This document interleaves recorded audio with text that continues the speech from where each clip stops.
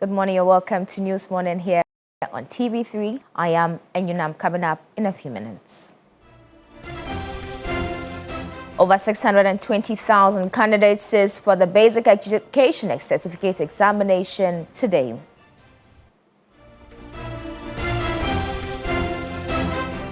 Also, government to release nationwide timetable for transformer upgrade this week to improve electricity distribution.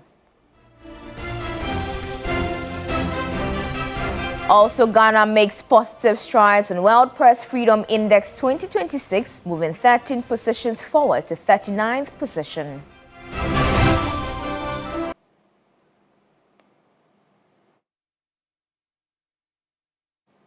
Thank you for joining us this morning. We're going to a first story where the Basic Education Certificate examination is set to start today. The examination will take place over a period of 5 days, concluding on May 11. 620,141 candidates from 20,395 schools are expected to sit for the nationwide examination. The figure represents an increase of 2.7% compared to last year, with candidates comprising 3,049 boys and 315,792 girls. The examination will be conducted in 2,303 centers across the country, supervised by 203,000 supervisors, supported by 2,070 assistant supervisors and 21,791 invigilators.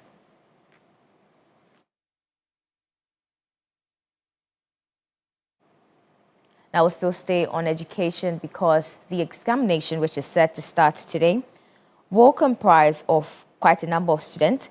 Meanwhile, the head of public relations at the West African Examination Council, John Kapi, said the authorities have put adequate measures in place for a successful takeoff today. Yes, indeed, BECE starts in a few hours. WAEC is ready to conduct the examination as expected. There's a process that we go through every year as far as our monies are concerned. Before the examinations commence, we are paid 70% of the amount, after which the other 30 is paid. Usually the 70% is enough for us to be able to carry through all the pre-examination activities. It is also enough for us to be able to conduct the exam. So we are very sure that once exams are over and we start marking, the rest of the money will be made available, and they will be able to pay all the invigilators, supervisors, as well as the examiners who will be marking the scripts. We are increasing our numbers across the country. First of all, we have our own staff who are going to be going around a number of centers, working in collaboration with the Ghana Education Service. They're also deploying a number of personnel from the headquarters as well as all the regional and district capitals to the various examination centers to ensure that sanity prevails. Beyond that, we know that usually the BNI as well as the national security also carry out a bit of, monitoring here and there. And then we have our own locally trained monitors that we have deployed. They would also help to maintain sanity. Beyond all of this, we have also held training sessions with all our invigilators and supervisors, telling them what we expect of them. And so we believe that by virtue of all the things that we've put in place, sanity will prevail in the course of the examination. Well, I believe that the issue of examination leakage is a thing of the past, because we have not recorded any leakages in the past 6-7 years, if I'm not mistaken. Yeah, I'm very sure about that. But then what we've observed over the years is that as soon as the questions get out of our jurisdiction, that is our examination depots, sometimes either in the course of transporting the questions from the depot to the center, these questions are cut open, or as soon as they are opened at the examination centers, or whenever the candidates are just about to start, somebody takes a snapshot and posts that on social media. That is what we've observed. So the new rules that we've come up with include the fact that no supervisor, no invigilator should have a phone on them anywhere around the examination center where the question papers are being dealt with, just so that we do not have anyone being tempted to take any snapshots and post them on social media. Well, we usually have a number of distributors who pick up the question papers from the depot and then distribute across all the examination centers. As we speak, all these arrangements have been made in terms of transport, in terms of personnel, and so everybody is ready.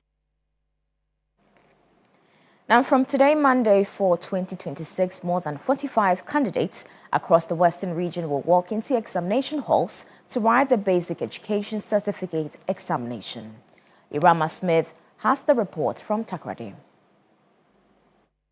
At exactly 8 o'clock Monday morning, 45,116 students in the Western region will walk into 154 exam halls to write the BECE, a 2.81% jump from last year. Girls once again outnumber the boys, this time by 1,108. They've studied for months. Now the countdown is real. At Woodbridge School, these candidates are among 45,116 students across the Western region ready to write the BECE on Monday. We've prepared for quite some time, and I'm sure we are well prepared for the examination tomorrow. We are fully prepared, and with our teachers and our self-independence, we know with God all things are possible. For some schools, preparation means camp. Students sleep, eat, and revise together with teachers on hand for last-minute drills. I'm a bit scared, but I've been assured that this BECE is just like a normal exams we write every day. And there's no need to be scared, because once you are prepared and ready to write it, surely you would pass by God's grace. Then I am extremely ready for this exam. Behind the scenes, it's a massive operation. 154 examination centers have been set up across the Western region. 188 police officers will guard the papers. Inside the halls, 1,516 vigilators will walk between the desks under the watch of 157 supervisors. And I want to assure them that they should have confidence in themselves, so they shouldn't panic. No intimidation. The police are there to protect them. The vigilators and the supervisors are there to guide them as to the process they will go through before they write the exams. This year, there's a strong fight against examination malpractice. For these students, Monday isn't just an exam, it is the next step to senior high school and the start of a new chapter. Irama Smith, TV3 Newday, Takoradi. Wishing the students partaking in the BECE the very best. Now, away from that, World Press Freedom Day is set aside globally to celebrate the fundamental principles of press freedom and to assess the state of media independence around the world. The day also serves as a reminder to government of their duty to uphold the right to freedom of expression as enshrined in the democratic constitution and international frameworks. In Ghana, media practitioners and civil society groups are using the occasion to highlight both the progress made and the challenges what persists within the industry. While Ghana continues to rank relatively high in the Press Freedom Index within the West African sub-region, concerns remain over the attacks on journalists, political interference, and the growing threat of misinformation in the digital space. Stakeholders are also drawing the attention to the safety of journalists, particularly those covering sensitive issues such as corruption, elections, and illegal mining. This year's commemoration is being observed under the theme of safeguarding journalism in an evolving media space with a focus on impact of technology and artificial intelligence. Experts say while digital tools have expanded access to information, they have also introduced new risks, including disinformation and surveillance.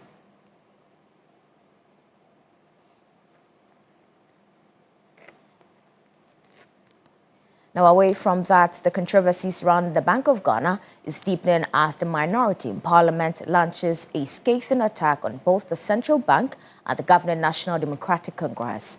They accuse the NDC of politicizing the Bank of Ghana and masking deeper financial distress. At a press conference, the minority described the Bank of Ghana as a policy insolvent and in the need of urgent bailout. At the heart of the minority's concern is what they call a coordinated attempt by the governing NDC to spin the central bank's financial position and downplay what they insist is a gradual institutional decline. The group is particularly incensed by events in Parliament where they say members of the ruling party, including individuals who were not legislators, took part in presenting and interpreting the bank's audited accounts. What happened on that Thursday when the NDC party, including non-MPs, came to Parliament, to the precincts of Parliament to hold a press conference to announce the audited accounts of the Bank of Ghana, was an illegality. Not only was it an illegality, it was an act of blatant politicization of the Bank of Ghana and its work. The governor, the board, and the government should take note that this politicization of the central bank will create issues for the operational independence and credibility of the bank going forward. Beyond politics, however, the minority is sounding a deeper economic warning. They claim that beneath what they describe as propaganda lies a more troubling reality, one they term policy insolvency. According to the minority, the Bank of Ghana is no longer able to sustain its core policy operations and needs a bailout. This policy insolvency is as a result of new policies that they have introduced at the bank. The implication of this is that the bank now requires an urgent bailout before it can perform its core mandate. On the watch of the NDC, for the first time in our history, the Bank of Ghana has become policy insolvent. They further argue that the central bank's reported financial position does not fully reflect the scale of its challenges. The minority puts the bank's true operating loss for 2025 at nearly 35 billion cedis, significantly higher than official figures. The government and its spin doctors, led by the NDC party officials who did that press conference, are trying to convince the people of Ghana that the loss is 15.6 billion Ghana cedis. We regret to tell the people of Ghana that this is not true. The true operating loss of the Bank of Ghana for the year 2025 is 34.9 billion Ghana cedis. And in fact, if you add back the sale of the gold, or the proceeds from the sale of the gold, the 9.6 that I've just shown you, the true comprehensive loss position of the Central Bank of Ghana is 44 billion Ghana cedis. For the minority, the implications cut across. The macroeconomic dashboard is one half of the story. The other half is what is on the streets, the lived experience of the people that we've always been talking about. Manufacturers are reporting weaker order books in 2025 than in 2024. Power supply, as I'm sure you are all aware, remains a concern in many parts of the country. Ordinary households report that the cost of living remains high relative to wages. As for cocoa farmers, you know what is going on. Some government workers, particularly teachers and nurses, are in precarious conditions because they are not being paid after several months of work. So stability of numbers, respectfully, is not the same as stability of livelihoods. A stable city without a thriving private sector is incomplete stability. The call is clear: urgent reforms, greater transparency, a reset of the bank's governance framework. Now away from the economy and to the energy sector, Energy Minister Dr. John Abdullah Jinapor says a nationwide timetable for transformer upgrades will be released anytime this week to improve electricity distribution. Government has installed 140 transformers so far, with 300 more set to be deployed as part of a broader plan to install over 2,500 units nationwide. And that brings us to the end of News Morning here on TV3. For more news, please check our website at 3news.com. I am Enyonam Halga. New Day continues.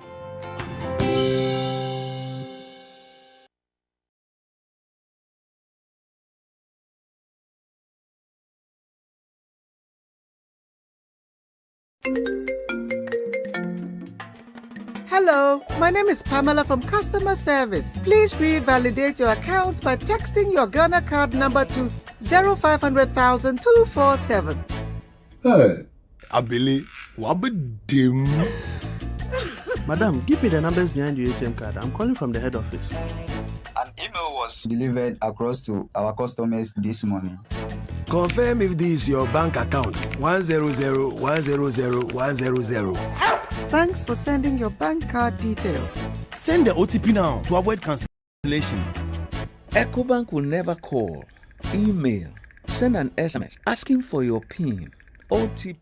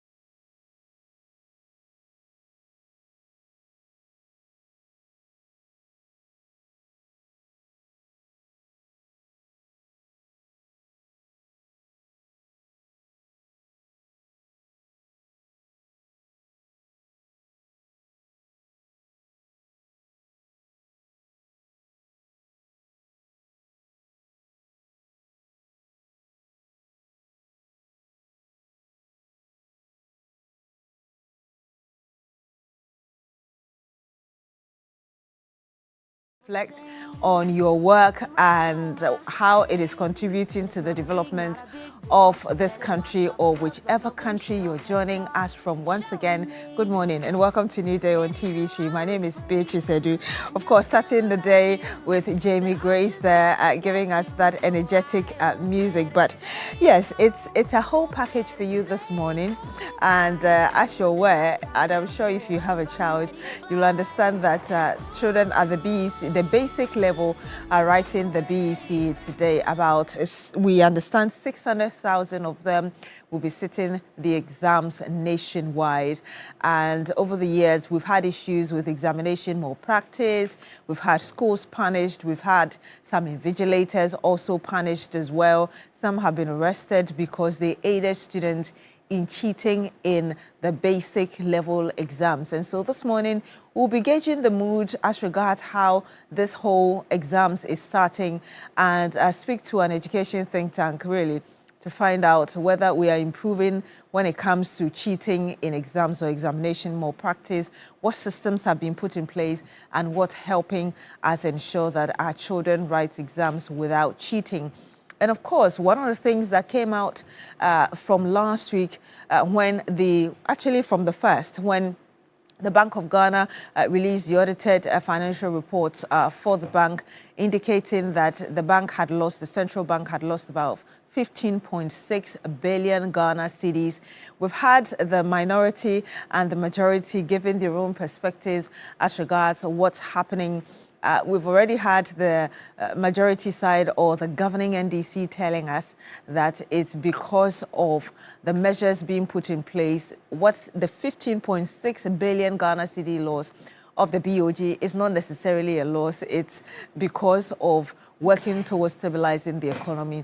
We've had the minority also coming in saying that they can actually prove that it's actually nearly 44 billion Ghana cedis. What's really the situation? What does this all mean for the economy moving forward, even for inflation, which is currently around 3.2%? And so we'll be delving into all of that. We'll be delving into these two major issues when it comes to the big issue segment. And of course, we'll have our regular panel people with us.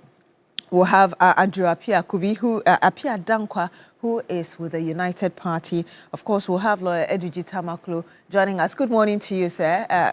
Looking forward to seeing you later this morning during the big issue conversation. And of course, he is the acting CEO, National Petroleum Authority. We'll also have with us Dr.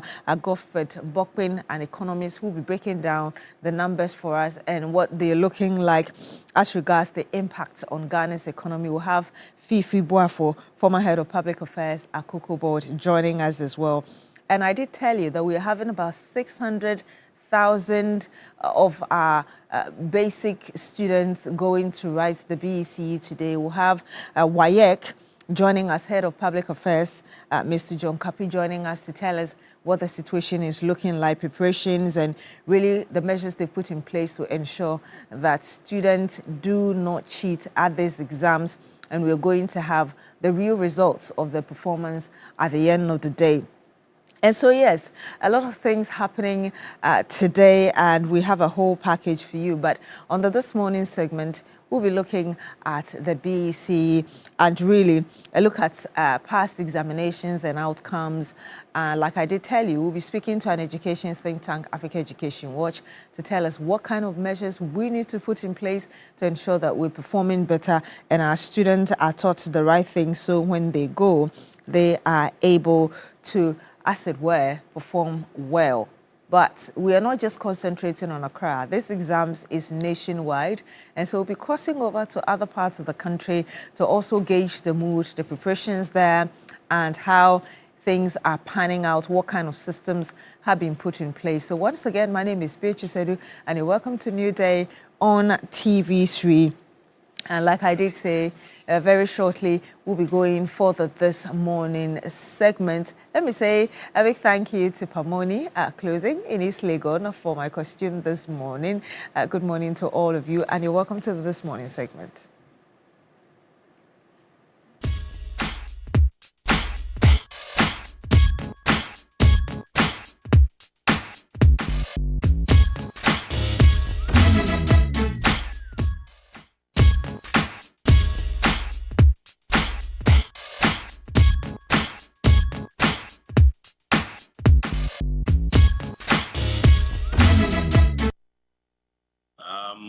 Yes, indeed, BECE starts in a few hours. WAEC is ready to conduct the examination as expected. There's a process that we go through every year as far as our monies are concerned. Before the examinations commence, we are paid 70% of the amount, after which the other 30 is paid.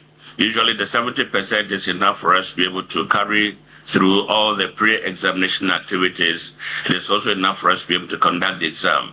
So we are very sure that once exams are over and we start marking, the rest of the money will be made available, and they will be able to pay all the invigilators, supervisors, as well as the examiners who will be marking the scripts. We are increasing our numbers across the country. First of all, we have our own staff who are going to be going around a number of centers, working in collaboration with the Ghana Education Service. They're also deploying a number of personnel from the headquarters as well as all the regional and district capitals to the various examination centers to ensure that sanity prevails.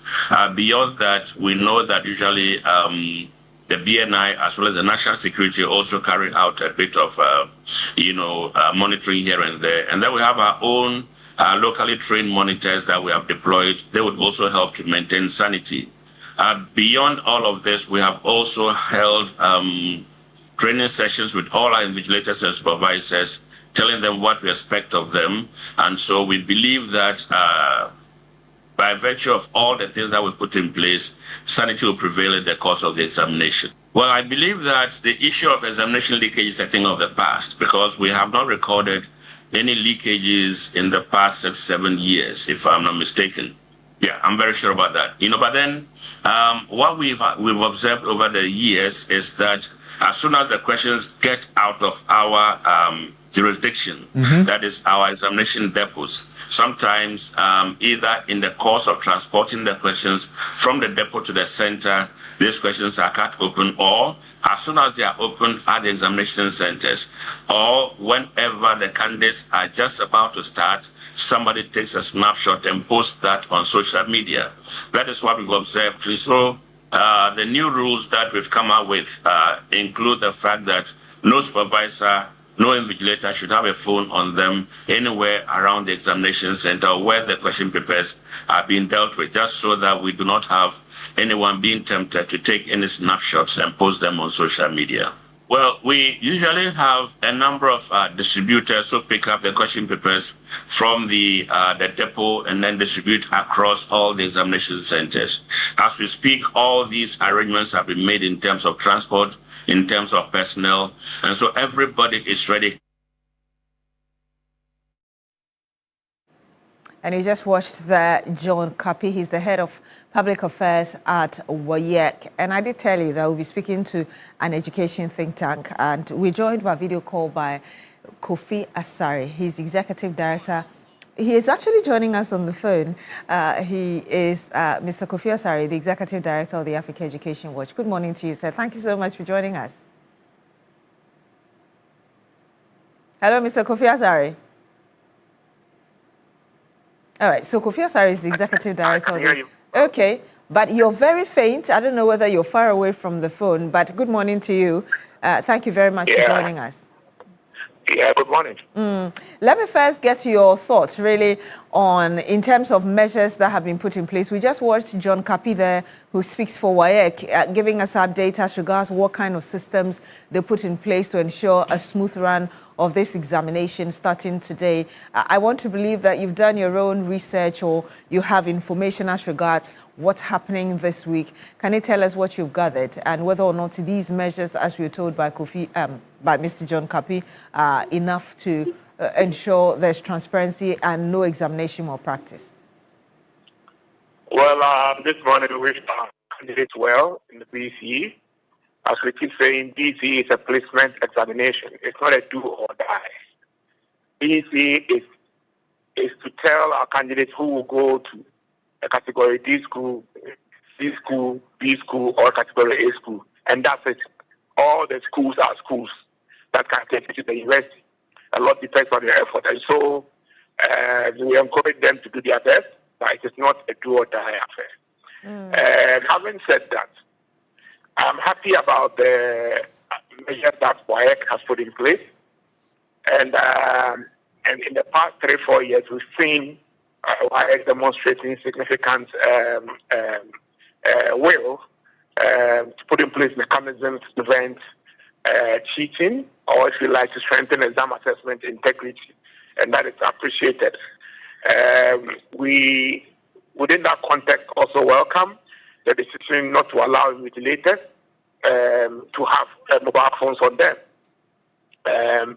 We know that the modus operandi of the examination collusion gang is normally to take a shot of the question paper and circulate it to their partners who are normally waiting in the library or in the laboratory of the school, where they quickly solve and then transmit answers onto water platforms or projectors that are being used in the examination hall.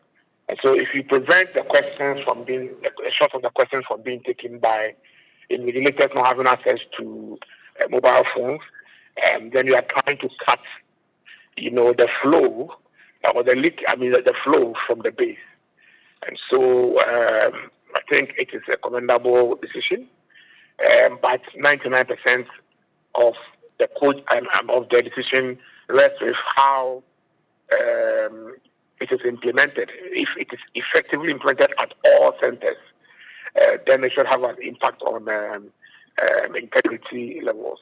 But if it becomes a directive that becomes difficult to implement because WAEC is not physically present, then it will remain an issue. And so the question I would have asked Mr. Kapi, if he was still on the line, was that how many of the centers where this directive will be implemented will be directly manned by a WAEC staff or a WAEC designated agent, not a junior staff. So that question will give you an idea about how prepared WAEC is to implement this new decision. And everyone has always said that where there's a WAEC agent or a WAEC staff, or otherwise called a non-genius invigilator or supervisor or monitor on site, compliance level to such directives, including not allowing students to take mobile phones in, etc., is higher, way higher than where the center has no non-genius staff presence, either as an invigilator, supervisor, or monitor. So that question, when answered by Mr. Kapi, will give us, some idea about whether this directive will be an advice or it will actually be enforced as a directive at all centers. Mr. Sari, you just talked about the fact that one of the measures put in place by WAEC is preventing the invigilators from having phones because of their modus operandi, sending the exams questions to people who are in the library or elsewhere to answer and then bring them back. Again, you commended WAEC for the kind of measures that they've put in place in the last few years. To what extent do you believe that this has helped to improve how we do our exams? Well, as a result of WAEC collaboration with the Ministry of Education, since 2023, we haven't been seeing leakages. Where we used to go and buy questions, we go there, they give us questions, the questions don't arrive. And so when I comment based on the outcome. I compare it to pre-2022, where we go to the market, we buy, we get, and then every question arrives the next day or two. And so if I'm seeing some of these things being put in place and then seeing that the outcome is that the questions are not leaking, there's a basis to comment. But where directives like invigilators should not use mobile phone inside, invigilators should not allow students to take mobile phones in. This directive has been there for a long time. The mobile phone ban has been there for over 10 years. But every year, we report many students being caught with mobile phones in the examination hall. Okay. And indeed, without the mobile phone, majority of the examination room collusion cannot happen because the questions are transmitted to students in the collusion through mobile phone platforms. And that's why I asked the question, that the extent to which the directive not to allow have invigilators and supervisors hold mobile phones in the examination room would depend on how effective it will be applied. Because in a school where there is no WAEC official there, and everyone there, but if you're not a WAEC officer, you are either a policeman or a GES staff. The policemen too, their work is mainly for security. So you are a GES staff. In a school where there is no WAEC official there, and there are only GES staff there, at the beginning of the paper, during the paper, it is not likely that given the area that school is, the mobile phone ban will be as effective as it would have been if there's a non-GES staff, i.e. from WAEC there. And that's why I asked the question, that we know that about 21,000 invigilators have been deployed, so and so and so and so.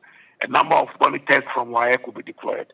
But the point is that this question is very, very important. And if Mr. Kapi is not there, you get him and let him answer after this. Now, how many of our centers are WAEC officials going to be there throughout the examination? How many of our centers? Because WAEC has a human capacity issue. They are unable to deploy their own staff and agents to all centers at all the time. So 3 years ago, they were doing so to only about 20%. And so they had to be deploying roving people who live here and go here and go here. Last year's BECE, during one of our undercover, we realized that there was someone at the GS office who, at the GS office in one of the districts, who had the schedule of the only WAEC officer who was doing the rounds, visiting service center. So immediately the WAEC officer left the education office and said, I'm going to this place, from here I'll go to this place, because typically I'm going to have about 10 centers in some of these districts. Then the person will be given the itinerary to the invigilators in the school. That the man will be here at 11 o'clock, will be here at 12, so be careful, so.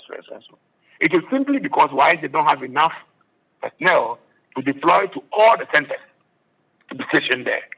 I know to date, they still don't have enough personnel to do that. But the question is that, how many more people are they able to deploy as WAEC agents to our centers? Once that number is increasing, you always see a correlation between the reduction in examination collusion, because it's very difficult for collusion between invigilators or, if you like, teachers in a particular school or at a particular center and candidates when there is an external WAEC official. That is what evidence in the past has shown us. And I'm glad you talk about the challenges of WAEC. You're talking about human capacity, among others. How do you think we can deal with this? Because in as much as you talk about the fact that WAEC has been able to put in some measures, we see Africa Education Watch come out almost every year with results of examination malpractice across the country. How do we deal with this factor of human capacity, as you put it, with WAEC that influences cheating and examination malpractice in schools across the country? Well, the last time I checked, in the past 3-4 years, WAEC's budget has always contained a staffing deficit of about 220 or so, which means that WAEC itself is understaffed. And anytime they present their budget to the government, they don't receive the funding to recruit them in the question numbers. I've been seeing it in their budget during appropriation in the past 4 years or so. So the first thing to do is to provide a financial clearance for WAEC to be able to recruit staff they themselves claim they need to operate efficiently. That is the first thing. The second thing is that we have recommended to the ministry that it may not be prudent to get WAEC staff in all centers. Okay? And so you're going to have over 1,000 centers for a particular examination. So let's consider bringing in non-GES staff as invigilators, so that the hypothesis is that it is much more difficult for quote unquote a corrupt system to influence an external actor than an internal actor. And so the invigilator is no longer your teacher you are familiar with, so you can't condone or you can't connive. Then you bring in an external person. It may be someone who works in the fire service, maybe someone who is a clergyman, maybe someone who is a media person, it may be someone who works for African Education Watch.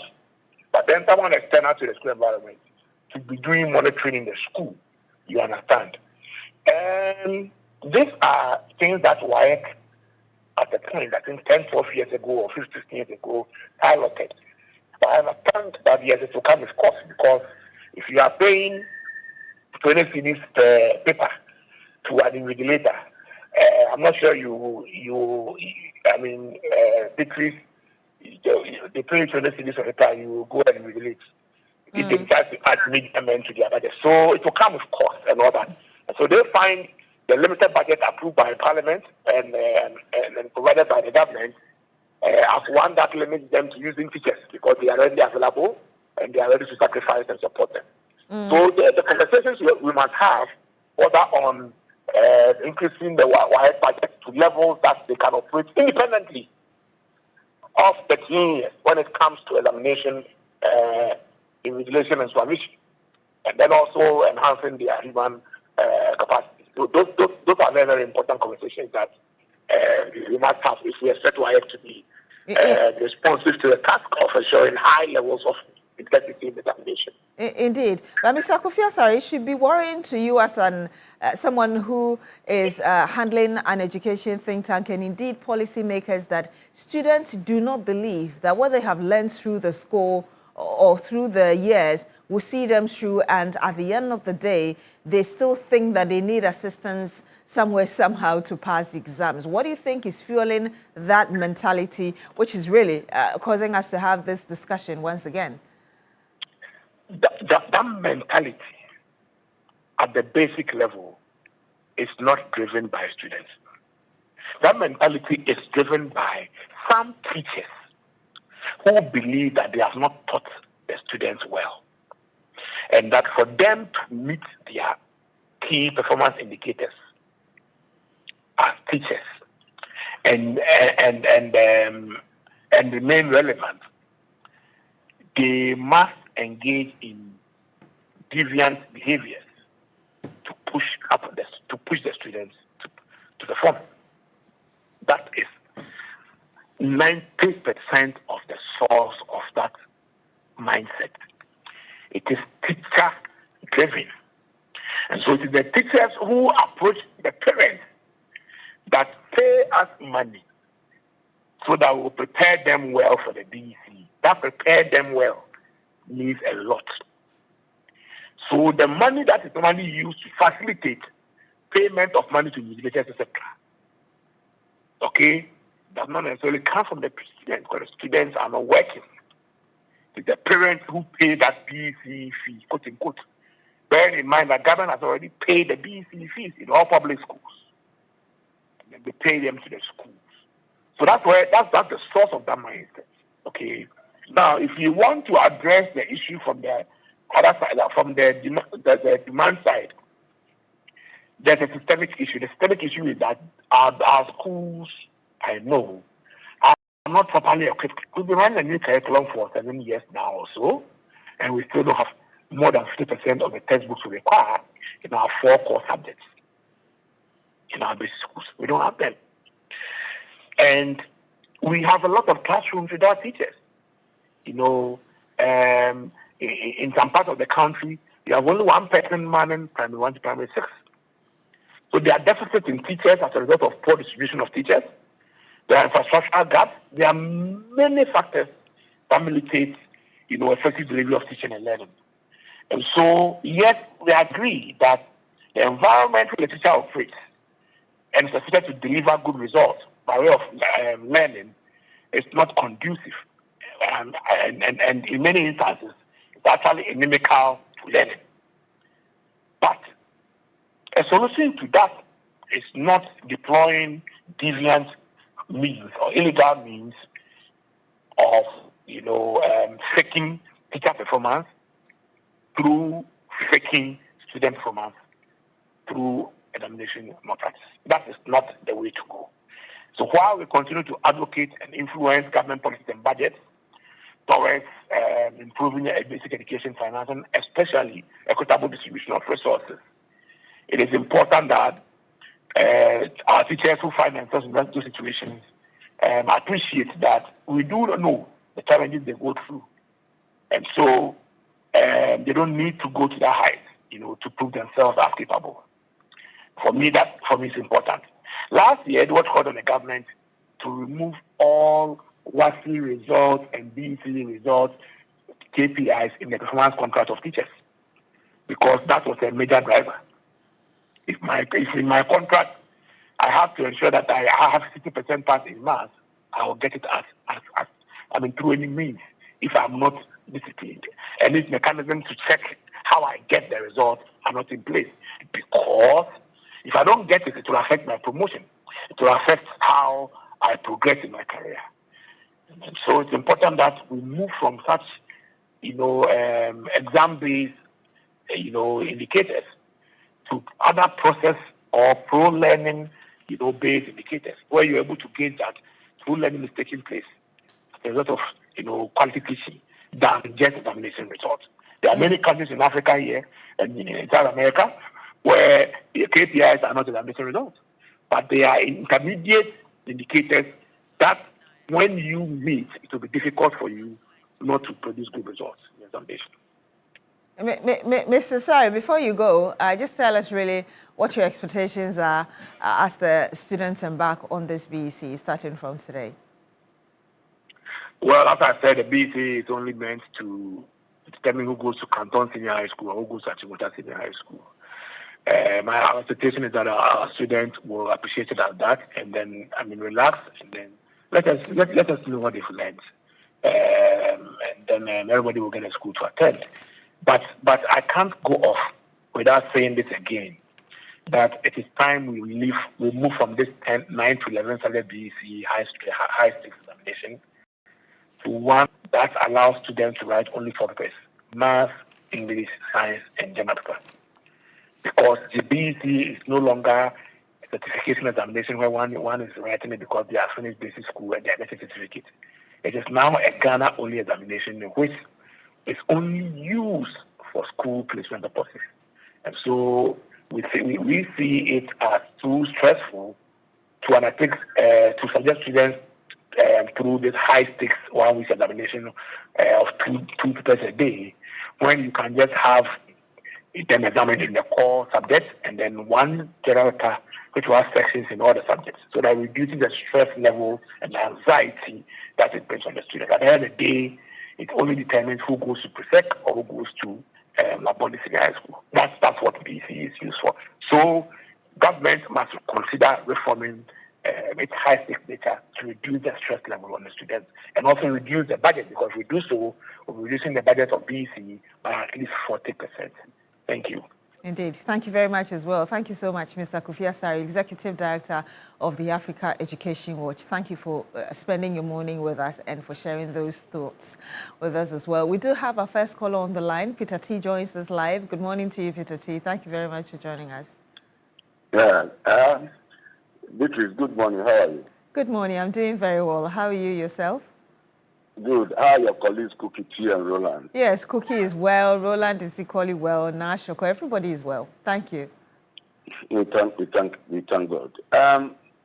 Beatrice, let me seek the opportunity to greet these people. Aladi Yaya Kondo, liaison officer, National Security Operation. Honorable Ma, the National Democratic Congress is the Director for Election. And Mr. Emmanuel Ashalekete, Greater Accra Regional Liaison Officer, National Security. Finally, Aladi Chairman Ava is also the former chairman for National Democratic Congress.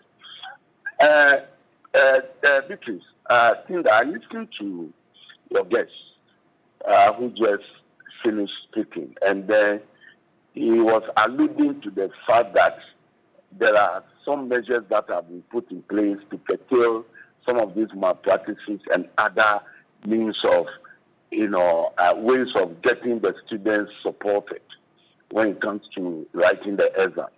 But I was expecting to be specific of those measures that they want to take. Because he mentioned at least mobile phones of invigilators, which are normally taken before exams now, which is one major step. It's one of the things he mentioned. But is that enough?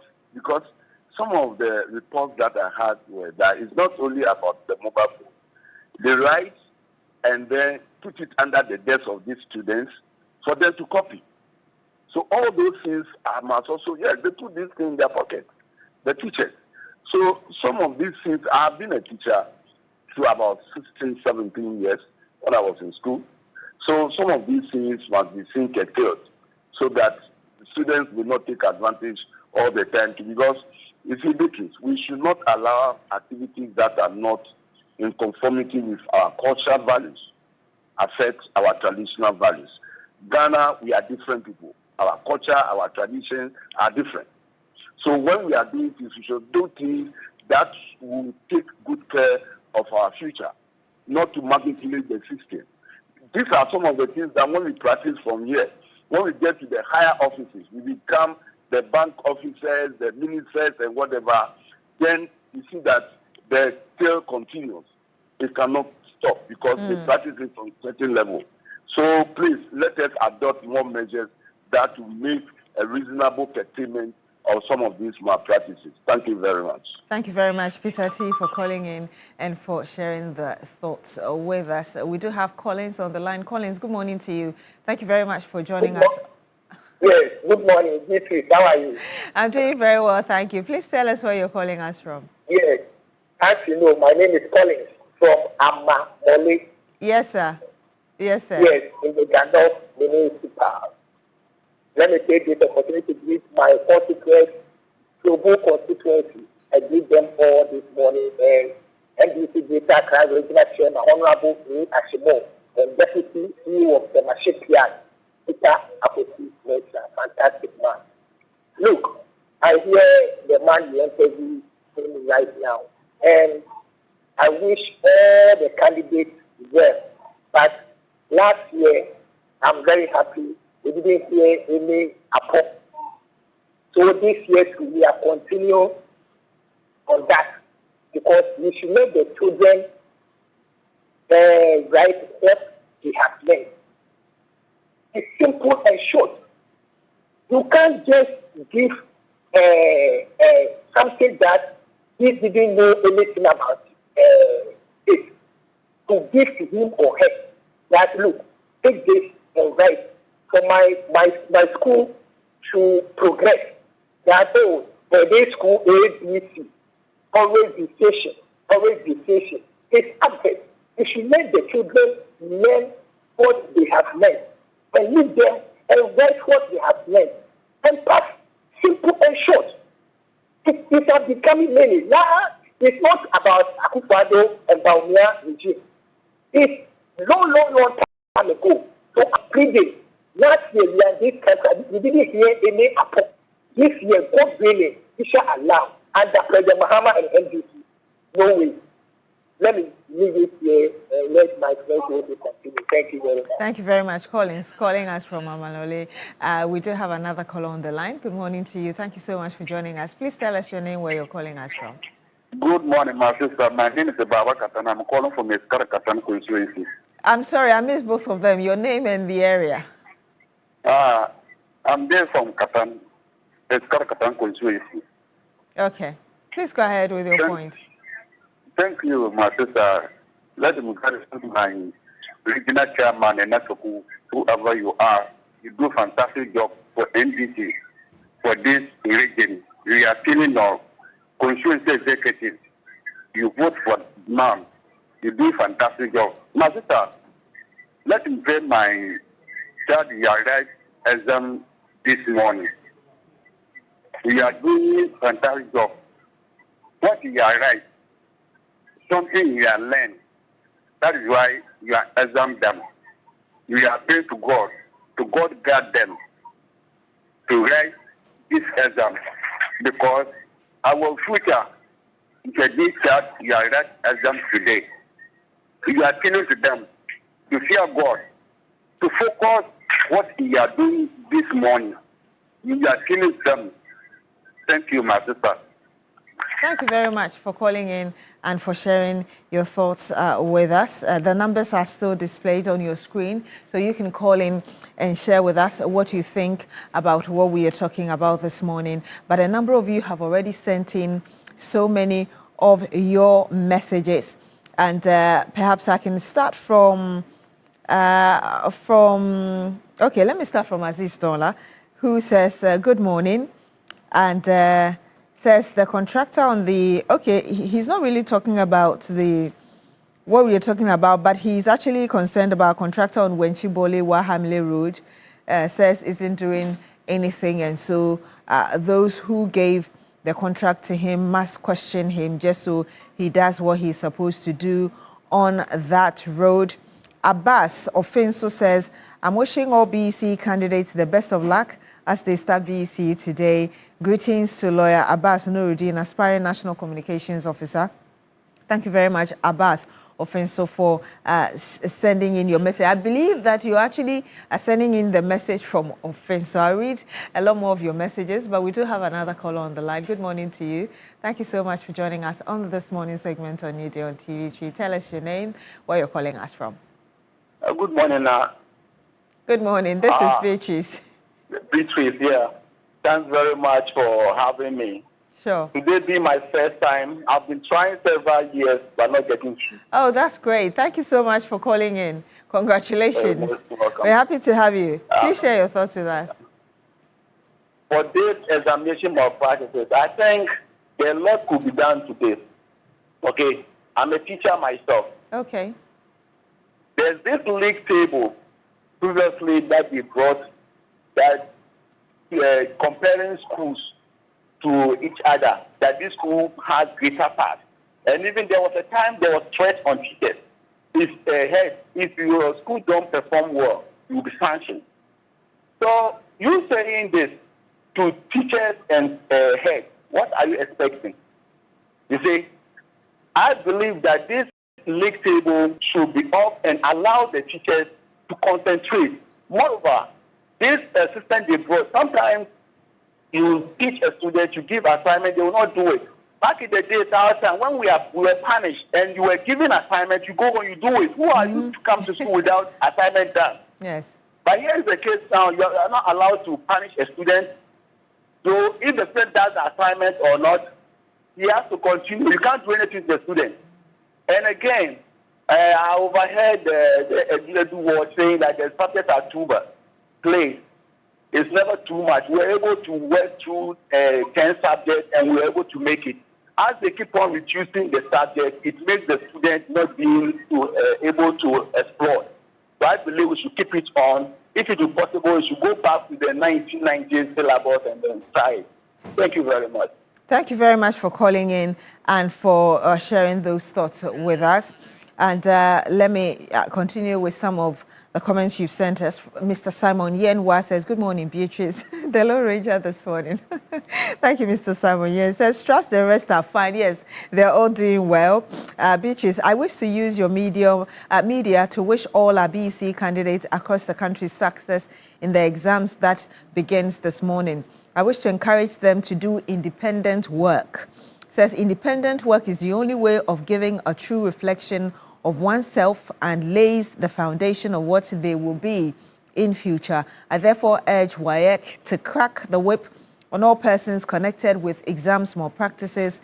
Greetings to my son Aziz Donla, incoming Upper West Regional Communications Officer of the NDC. Mr. Simon Yeng sending us a message from WA in the Upper West Region. Thank you very much for your message. This is coming from Sherry Giovanni. He says, I wish all the candidates the best of luck. May God crown their efforts with success. I urge them to refrain from all forms of examination malpractices and focus on what their teachers taught them, because this year WAEC has serialized all the questions. I humbly plead with WAEC officials to make sure the centers are free from intimidation to enable these little ones, especially those in the countryside, feel free to write the exams. Good morning to Miss Miriam Oga of UEW and Miss Agnes Che. That's coming from Sherry Giovanni. Thank you very much for your message. This is coming from Chachu Chikata Jr. He says, good morning, Beatrice, Edu, and your entire strategic crew. Good morning. I would like to use this platform to wish all BECE candidates sitting for their examinations today a very successful outcome, especially brilliant ones, young ones here in Wa West constituency. Not forgetting my good people of Bienye. Stay calm, read carefully, and give it your very best. May Almighty Allah grant you wisdom, clarity of mind, and excellent results. Rest assured that President John Mahama and the National Democratic Congress are working tirelessly to reform the education sector so that you and your future generations can enjoy better and brighter future. Make Wa West and Ghana proud. Good luck. Greetings to my hardworking MP for Wa West constituency, Peter Lanchini Chobu, coming from Chachu Chikata Jr. And perhaps I can read this. Okay. This is coming from Kwamana CDT Ahafo Atrensia. Good morning, Beatrice. On behalf of the team of Honorable Abebu, incoming Regional Chairman, hopeful, we wish our brothers and sisters who write the BECE today the very best of luck in their examinations. So many of you have sent in your messages. I'm sorry I'm unable to read all of them, but thank you all of you for sending in your messages. I can see Mustafa Loa Manya Krobo, as well as from Master Planner Junior, and all of you sending in your messages. Thank you so much for your messages. And let me remind you that you can pack up your day the Milky Way with the rich, smooth taste of peck milk shortcake. It is just pure delight. I always say go to any grocery shop near you and you will get to have all the flavors you love: coconut, cocoa, and all other flavors. And so, yes, get it for your breakfast, your brunch, or whichever one, however you like to enjoy your biscuits. And you're still here on Newday on TV3. My name is Beatrice. When we come back, we'll bring you the big issue, sports, and some more. Do stay with us.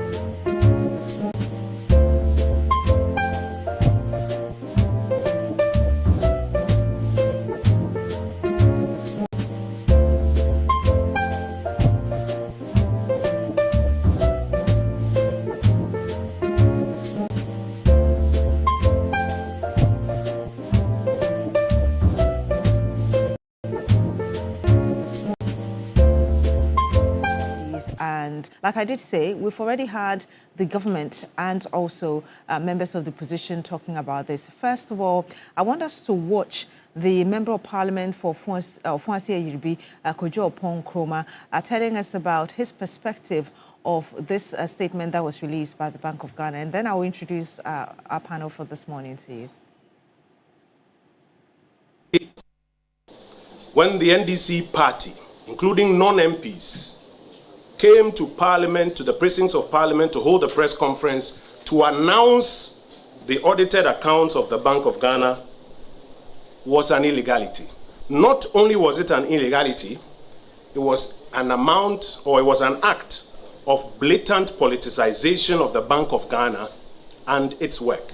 The governor, the board, and the government should take note that this politicization of the central bank will create issues for the operational independence and credibility of the bank going forward. This policy insolvency is as a result of new policies that they have introduced at the bank.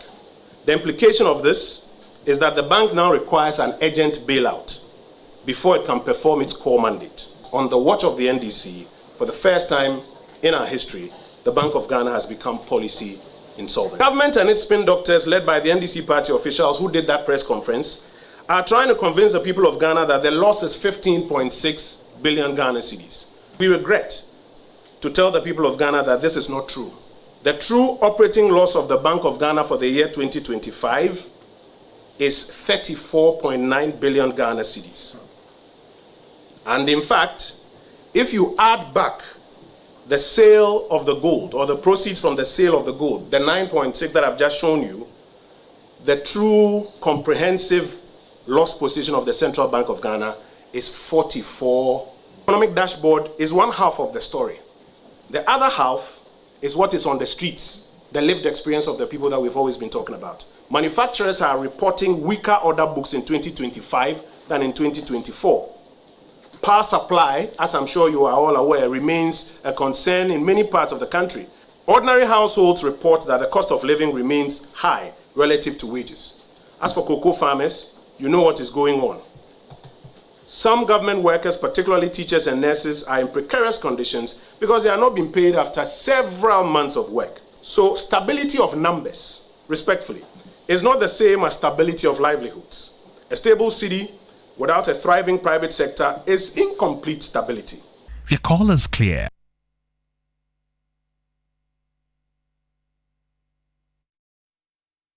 And you just watched the Kojo Opon Kroma. He's the Member of Parliament for Fuasia. He'll be representing the minority in Parliament, of course, giving the group's perspective of this statement, as it were, released by the Bank of Ghana covering the year 2025. Let me introduce my panel here. I do have in the studio with me lawyer Godwin Eduji Kojo Tamaklo, acting CEO, National Petroleum Authority. Good morning to you. I'm not acting, no. I'm a confirmed CEO.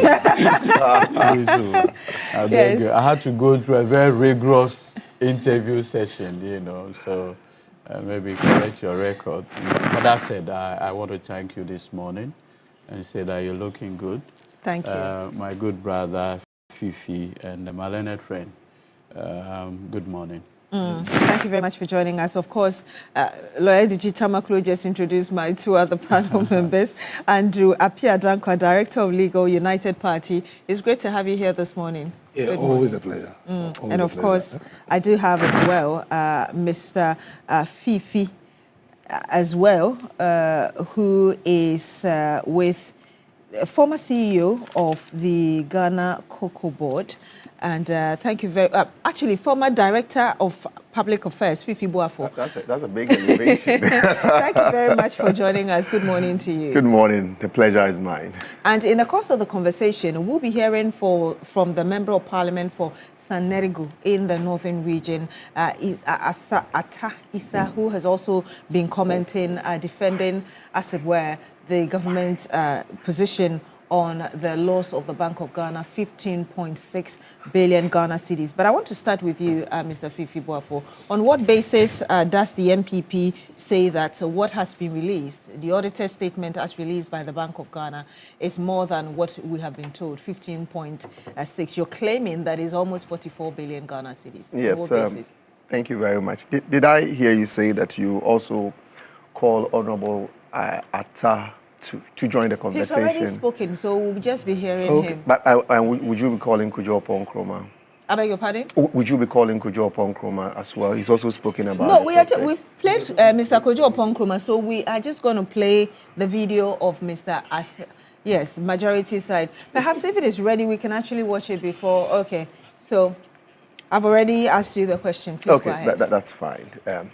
Thanks for the opportunity. I think that it's important for us as a country to look at a way of governing that's improve the livelihood of the people instead of selling a narrative to the people, just like what the NDC government seeks to do. It's interesting to realize that even though the laws of the law governing the Bank of Ghana has spelled out how this information ought to be shared, the NDC as a political party decided rather to find a way of putting it out and putting a spin to it. Because really, what will be the reason for the NDC members of parliament together with party officials moving to parliament to hold a press conference just to create a narrative to us as a people instead of allowing the process to run? Yes, it was supposed to go to the minister was supposed to submit it to parliament, and then the conversation starts from there. That is a clear indication to you, if you are a listener or a viewer. You should know that there's really something, or there's a reason why they have decided to use this path in communicating the information instead of allowing the process to run as it was supposed to be. But what is wrong with that? We have freedom of speech. Government would want to communicate what's going on in the country. Freedom of speech, but then the same freedom is enshrined in our constitution. The constitution also tells us that we are supposed to follow laws. The laws that establish the Bank of Ghana has given you a way of communicating government information or information relating to the Bank of Ghana when it comes to their audited accounts. So why do you choose to use a different way? But the BOG boss actually talked about it. He actually gave us details. The Bank of Ghana itself has spoken.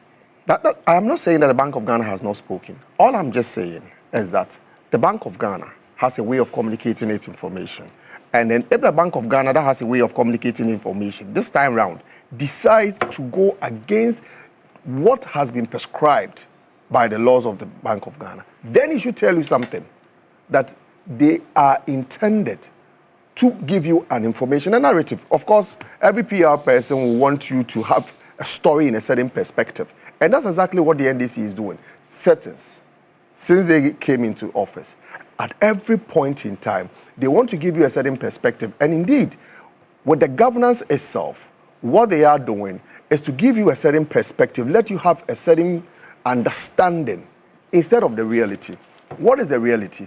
The reality is that government has decided to walk a certain path.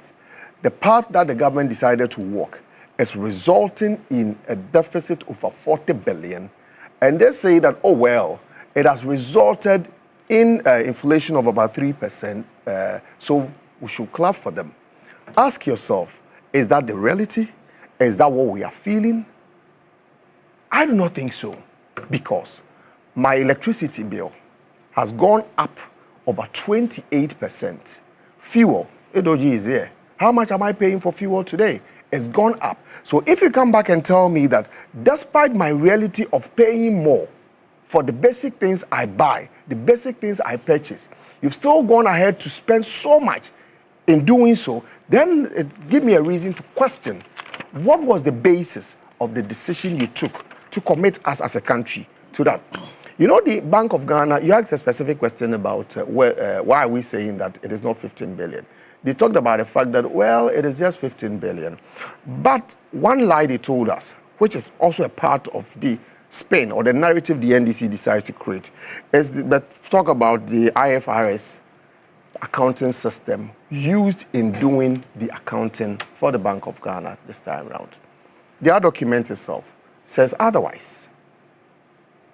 They decided to say that, okay, well, we treat this account this way, we treat that account that way. And for that reason, we don't put everything together, so it gives you another. But one very worrying trend, or one very worrying thing that happened, which the Honorable Kujo Nkrumah talked about, is the selling of gold as a way of reducing the debt or the losses of the Bank of Ghana. Why did he sell it? Was there some pressure on government to do that? If there was a pressure, where did that pressure come from? And let's get this clear. The gold was there. Government actually told us that, well, as a way of cushioning us as a country, let's buy gold, let's keep the gold. But at the time the Bank of Ghana bought the gold, the purpose of buying the gold was not to reduce the losses of the BOG. Now they are telling you, oh yeah, we've reduced our losses, so at least we are solvent. What it means is that, in very simple terms, you have a shop, you have your capital you trade with. The capital you trade with, you've incurred some losses. So you decide that, okay, the very counter you put your ware on, you decide to sell it. You decide to sell the chair you sit on when you go to the shop. You decide to sell the table, maybe even the door. You decide to sell it. Just so you are able to say that, well, I still have capital to do business. Are you still able to operate the way you were operating in the past? That is the question we need to ask ourselves. So this time around, they decided to sell the gold. Tomorrow or next year, what else would they sell? And what we need to note as Ghanaians is the fact that with all this happening, we as citizens are going to pay for this government action of trying to look good or create a certain narrative in the eyes of the people. Because I heard the BOG talk about the fact that, well, they are discussing with government for government to do recapitalization. Where is that money going to come from? That money is going to come from me as a taxpayer. It's going to come from you as a taxpayer. And that is the very reason why we should be worried about this whole idea of government trying to create a narrative for us. Another thing which is important to note is, how did we even get to this point? You remember, before the NDC came into office, there was a dynamic ratio account system where the Bank of Ghana was able to say that if you are not giving X amount of your reserves as loans to the citizens, you keep the money with the Bank of Ghana. This time round, the NDC took over as part of the reset agenda, decided to say that, well, it's not a good thing, it does not favor the banks, for which reason the dynamic ratio arrangement is taking off. And you're claiming that the measures the NDC has put in place, you haven't seen anything, because as far as we are concerned, inflation has dropped. And I did say earlier that this is not the first time we're having or seeing losses with the Bank of Ghana. As you're aware, in 2022, when inflation was 54% plus, the Bank of Ghana lost about 60.9 billion Ghana cedis. Again, in 2023, the BOG lost 10.5, and then in 2024, 9.5. And the government says that this is as a result of stabilizing the economy. It is also as a result of the cedi getting stronger against the US dollar. Obviously, it would reduce how much you get from your foreign money, as it were, among a few other things that the government has put out. You do not think that these are valid reasons enough for us to see this loss that we're being told by the BOG? I was talking about the dynamic reserve ratio policy. I'll get back to the question you asked, but then just so that I flow. This was an arrangement in place where government was not to pay 16 billion to commercial banks as a way of mopping up capital from the system. Government, the NDC government, as part of the reset agenda, decided to take off that arrangement and then rather pay 16 billion as a way of sterilizing money from the system. The question is, in whose interest is the BOG working for, such that you take the dynamic reserve ratio policy off, rather spend money in sterilizing money from the system? So that's the question government and the BOG probably will have to answer for us, that what really was the essence of that arrangement. You're talking about the fact that, yes, pumping in this money is a way of reducing inflation. Yes, you've mopped up capital, but when you mop up capital from the system, the question you also need to ask yourself is that, how beneficial is that to ordinary business owners? Because if government was not mopping up all this capital, the money was going to be available to business owners who can then do business, get money into the system, and then get businesses running. I am sure we all hear the talk in town. Sikeni Krum. Sikeni Krum no is simply because government has decided to spend 16 billion to mop up the cash from the system. And you say that Sikeni Krum, so people are unable to buy. And that is the reason why you have farmers complaining all over. That yes, we have produced, yes, the price may have stayed where it is, but we are still unable to buy. Another thing which is important is what you talk about, well, we've brought down inflation to 3%. If you've brought down inflation to 3%, why must I pay 28% increase in my electricity? If you go into the basket, the inflation basket, the things that concern us, oil,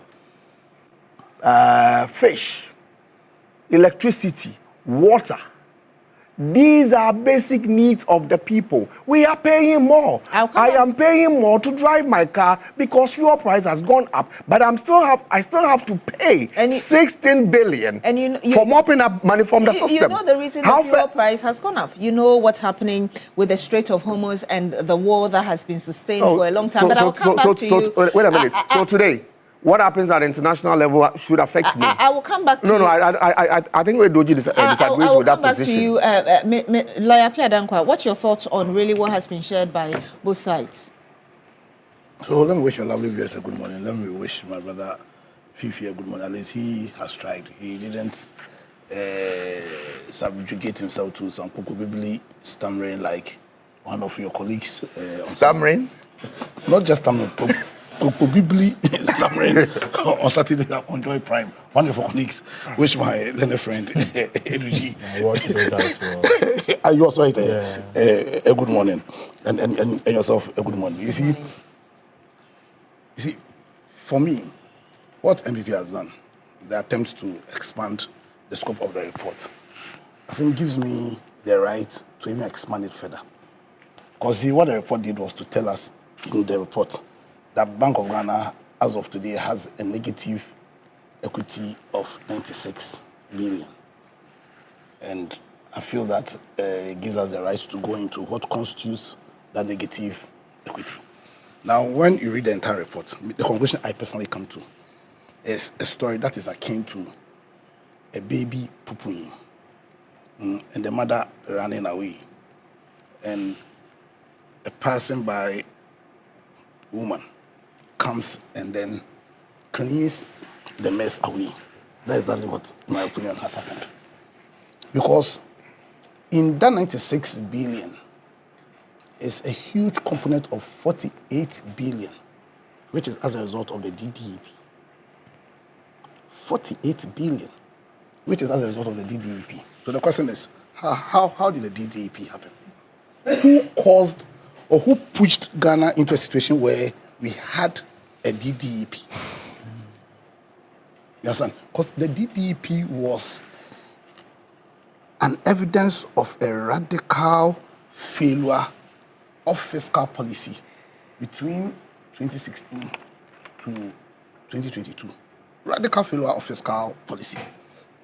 And that debt, that loss, being placed on the books of Bank of Ghana was a clear case of a fiscal crisis being transferred to the central bank. Clear. And the DDP was caused by the MPP. The bad management of our economy, a decision to spend 400 million Ghana cedis on 1D1F and 5 billion on NABCO. It was the MPP. It was the MPP that promised us that, listen, we were going to deal with the principle of the hatarization of the city. If you know the principle of the hatarization of the city. City na hata. City no aye hata. So I'm going to give Ghana a man who was a combination of Messi, Maradona, you know Ronaldo Nazario, the proper Ronaldo. Cristiano Ronaldo in economics. In economics, that is exactly Dr. Mahmoud Bawumia. And he came, you know Osman Amadou. He came and delivered Osman Amadou type of striking. You know Osman Amadou. So is that why we have a 44 billion? Yes, because the DDP for the first time in the history of this country. And my learned friend He's also an economist. Economy 101, what does he say? That the safest place to place your money is with government. And for the first time, monies were placed with government. The government says what? I cannot pay. I cannot pay. And government then places that huge loss on the books of Bank of Ghana. So that's the first point. Now within that 48 billion was a 32 billion which was written off. The question is, did they write that off with parliamentary approval? Now that's the first part of the story. The second part is that the 16 billion that they are talking about, the 16 billion, it was the cost of bringing inflation down. Now the inflation, that went to 55. And even though they claim that it came to 23.8, is it a claim or the reality? Or it was under your watch. But it came down, so don't say that 23. But okay, you even the 23. You have the opportunity but to even the 23. That was catastrophic. That's a friendly reminder. That was catastrophic. Inflation at 23.8. You get a picture. Now there could not have been, or there can't be a reset of the economy of Ghana where inflation still hovers at 23.8%. You know, you mentioned that 60-something billion. 60.9 billion. That was the printed money. So too much money in the system. MPP. So that there was a need for government to spend money to mop up all those excess liquidity out of the system. Now, how do you do that? It meant that Bank of Ghana had to issue some bonds or some papers. Those bonds and papers comes at a cost. The interest is a cost. You understand? So the reason for that cost was because of the management of the economy by the MPP. And that's what I mean by a mother gives baby bad food, baby poo-poos, and runs away. So another woman passing by has to come and mop it. And that's the cost. So invariably, they are the reason for that cost. Now, what's the third component? Because they said it's not just 16 billion. Now, here's a certain 19-point-something billion. Now, what was now exchange rates had gone up the roof. In this country, we're here. You know the hattarization. Sidney hatta.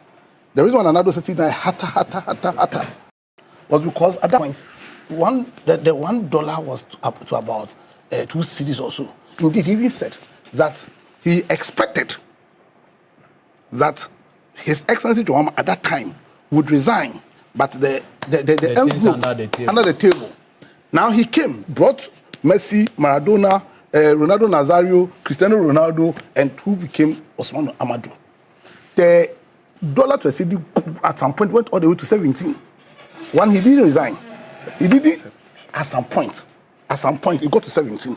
When you were leaving, it was around 14.5, 15. So you're doing black markets now? No, it got to 17 at some point. No, Bank of Ghana never recorded 17. Okay, but if you went out, the dollar rate was that high. It is.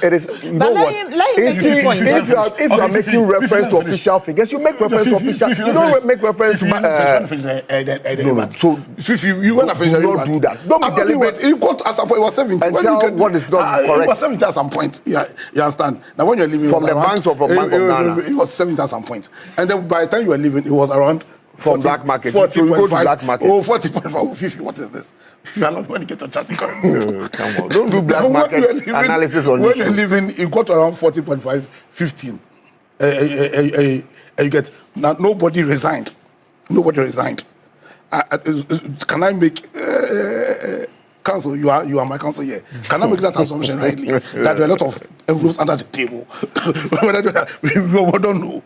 But the point is, to get the economy credible, to put the economy in a level where there can be proper reset, then you need to bring that high level of the exchange rate down. Now, what was the cost to that? The cost to that was the gold reserve program. You understand? The 19 point something. Now, who put us in a situation where we need to do that? So the point I'm making is that the MPP are the last people who are seized with any kind of credibility to be speaking on these matters. Because at the end of the day, this is the cost that they've caused Ghana to incur to reset our monetary policy. It was 16.4 in November 2024. And Per dollar. And it was what? 16.4 Ghana cedis. In November? In November 2024. You see, oh. Yeah, you see. So this is the cost, the stability, the stability of the cedi we are seeing now. For the first time in my life, the cedi gaining grounds on the dollar. You understand? Did not just happen by chance. It happened because of deliberate monetary policy. You understand? And I'm surprised to have an issue with the constitutional mandate of the Bank of Ghana. You understand? To get stability. Because that's the constitutional mandate. And this is the cost we had to pay for it. And we had to pay this cost because of the criminal management of the economy by the MPP. And so the MPP will have the mouth to speak because our brothers in the NDC have been slow with enforcing accountability. Like I give you an example, 32 billion of the DDP cost was written off without parliamentary approval. People ought to be held accountable for this criminal management of our economy. And you see, we have run a country where people they mess up. When they go into opposition, they quickly turn and want to become like as if they care about the country. No, that jandam won't be allowed. Right now, we won't forget because we are writing a story. We are writing a story for Ghana, and we are already in the 9th chapter. What happened in the 7th and 8th chapters matter.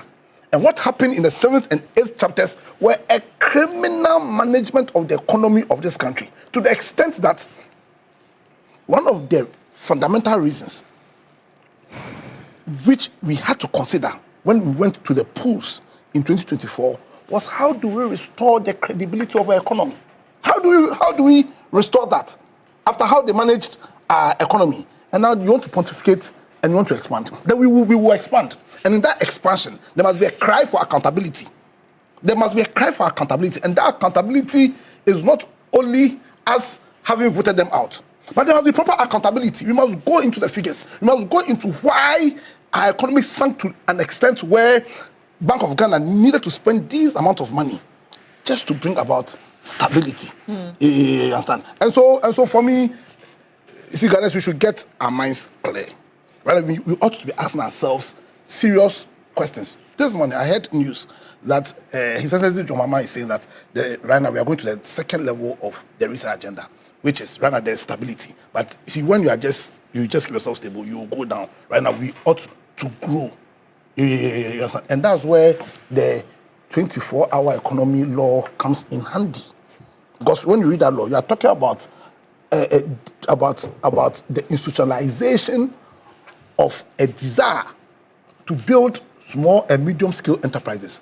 And the institutionalization of a desire not to do what the Osman Amadou, the mercy they promised and Osman Amadou they delivered, that criminal decision to spend 400 million Ghana just on 1D, 1F and 5 billion on NABCO. Because what happened? What caused these issues, the DDP, the criminal levels of inflation, the reversal of the Hattarization, the failure to reverse the principle of the Hattarization of the cedi was a terrible use of fiscal policy.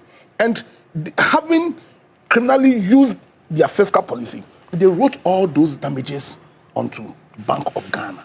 So we should not take the MPP serious. Let's stay focused and let's build a country. Let's build on the stability we have.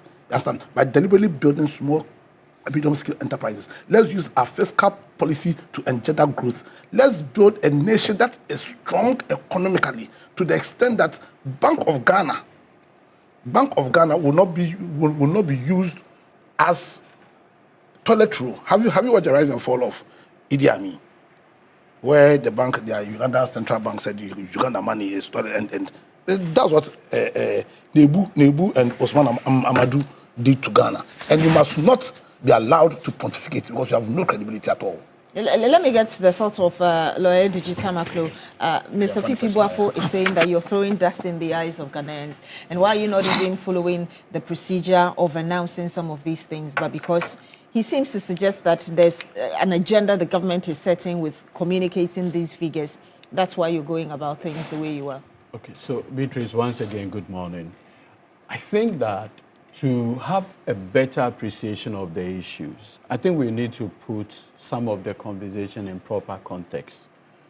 First of all, I'm reminded of Matthew chapter 25, verses 14 to 30. The parable of the talents. A group of people were given this country to govern, like the master. He gave them talents.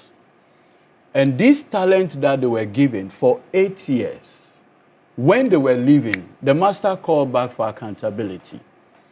That accountability was that they left us inflation of 23%. At a point, inflation went as far as 54% in 2022. And at the time when inflation was 54%, there were only 2 countries south of the Sahara that were doing better than South Sudan and Zimbabwe. That is your record. 2, you left us exchange rates of almost 15 Ghana cedi to $1 by the time you left office. At a point in November 2022, the exchange rate went as far as 17 Ghana cedis, 10 pesos to $1. That is what the parable of the talent teaches us, and that's your record. What was your interest rate? Terrible.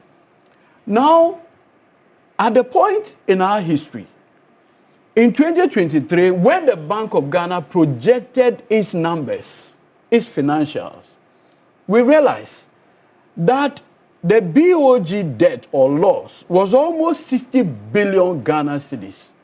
So even if for anything at all, we will not take any lesson on competence from your lot, because we have not gotten anywhere close to your 60 billion that you left this economy in 2022. But do you know what happened? For a long time when they came to power, they depended on Eurobonds. So the first time they went to Franklin Templeton. Then subsequently they were doing actual Eurobonds. Not, averagely they were doing $2 billion annually. So in the space of 6 years, they had done $11 billion of Eurobond. In 2022, they wanted to go for another Eurobond. Then we were downgraded by the international rating agencies. So immediately, do you know what happened? The Bank of Ghana stepped in and started providing them. And that is what saw the criminal printing of money into the economy.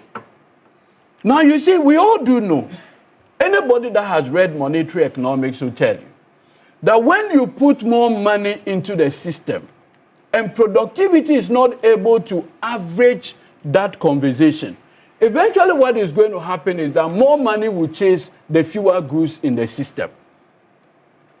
And that is why you will notice that in 2022, by close of 2022, inflation went up to 54%. Because what happened was that the Bank of Ghana started printing more money into the economy. But productivity could not correspond with that printing of money. That took inflation to 54%. Now, fast forward, they now started managing that inflationary pressure till they got to 23 by, in 2 years, it took them 2 years to get to 23% from 54. But today, in the space of 15 months or less, what have we done? Aggressive sterilization. But you see, there's always a cost. And for economists, they'll tell you there's always a cost-benefit analysis that you do. When you sterilize, when you move money out of the system, you need to pay interest on it. Basic economics. Because the only way that you can do it through the monetary policy operation is that people expect you to pay something higher before they will get in. And that is when you have to encourage their savings habits. And so eventually what happened is that we have to spend money in pulling out the system. Do you know how much we pull out of the system? Almost 60 billion Ghana cedis. That was the excess of liquidity in the system. Who runs an economy like this? Fifi. And this morning you sit on this platform and pontificate on better management on the economy. How do you do that? I mean, with respect, Fifi, where is shame? You had the benefit. People gave you their mandate. Manage this economy for them. You play chaskele with it. You destroy people's livelihood. Since Achampon's time, have you seen any government, Fifi, openly declare that I am not in position to pay my interest on monies I've borrowed from people? Fifi, in your life, have you seen a situation where a government openly declare that I am insolvent? That is DDEP, insolvency. The whole country became insolvent under your watch. And this morning, you want to, blind us, tell us that you are better managers of what economy? A DDEP economy? For the first time in your life, have you seen pensioners, basically go on demonstration because government took their money? Professor Eric Osasibe, he taught me monetary economics at the University of Ghana. One of the things that we're told, that government securities were the safest and that any other thing can happen, but government will never, renege when you take their securities. MPP defied that economic principle in 8 years. And today you sit here and tell us what are really the interventions? You expected that the NDC government comes in and allow the excess liquidity to be in the system, to erode all the gains we have made. Who does that? Gains. You actually struggled in bringing inflation down. Do you know why? But do you also realize that it was the same policy was targeting to bring inflation to 11 in 2025? I listen to you. So why do you make it look like... I listen to you. You see, he's inviting me. If you look at the expenses, one of the biggest single expense had to do with the 16 billion on the monetary operations. Obviously, if you are pulling out, you have to pay interest on it. Yeah. Is it not a justified expense? Absolutely justified. But when you got the opportunity, my question is, you could not manage the exchange rate to the point that, with respect, our exchange rate got to 17 Ghana cedi to a dollar. 16.4 in... No, in fact, at a point, it got to 17. Where did you get that figure from? Please. No, it got to 17. Where? You should point to it. We'll deal with where we got it. But you see, Beatrice, that's misinformation. Beatrice, let's get it correct. When your exchange rate is 17, okay, Ghana cedi to a dollar, because we're taking money, loans and others, we have to service it, correct? So if you are servicing a debt of $1 billion, you need to go and buy $1 billion worth to go and service that debt, correct? So for every $1 billion, get it, you needed 17 billion Ghana cedi to get $1 billion, correct? Because of how you mismanage the exchange rate, we needed 17 billion just to get 1 billion. Today, the same economy, the same 1 billion, you need a little over 11 billion. So there is a savings 16 billion Ghana cedis that you can use for free SHS. You've forgotten? Basic. Because that money would have gone into only interest, just servicing our interest on our loan. Yeah. Today, that is a savings that can be channeled into productivity. You don't appreciate this, Fifi. So you see, when you come and you get this platform, acknowledge. Why? It's always the case that if you look at the trajectory, the Bank of Ghana, first of all, was not set up for profit making. Basic. You people introduced the concept of loss making, obviously for accounting purpose, into our nomenclature. I've always maintained that anybody, in fact, in level 200 at the economics department in Lagos, there's a course we call Economy of Ghana. And in that course, you'll be made to appreciate all the problems that this economy had gone through from Georgesburg time till now.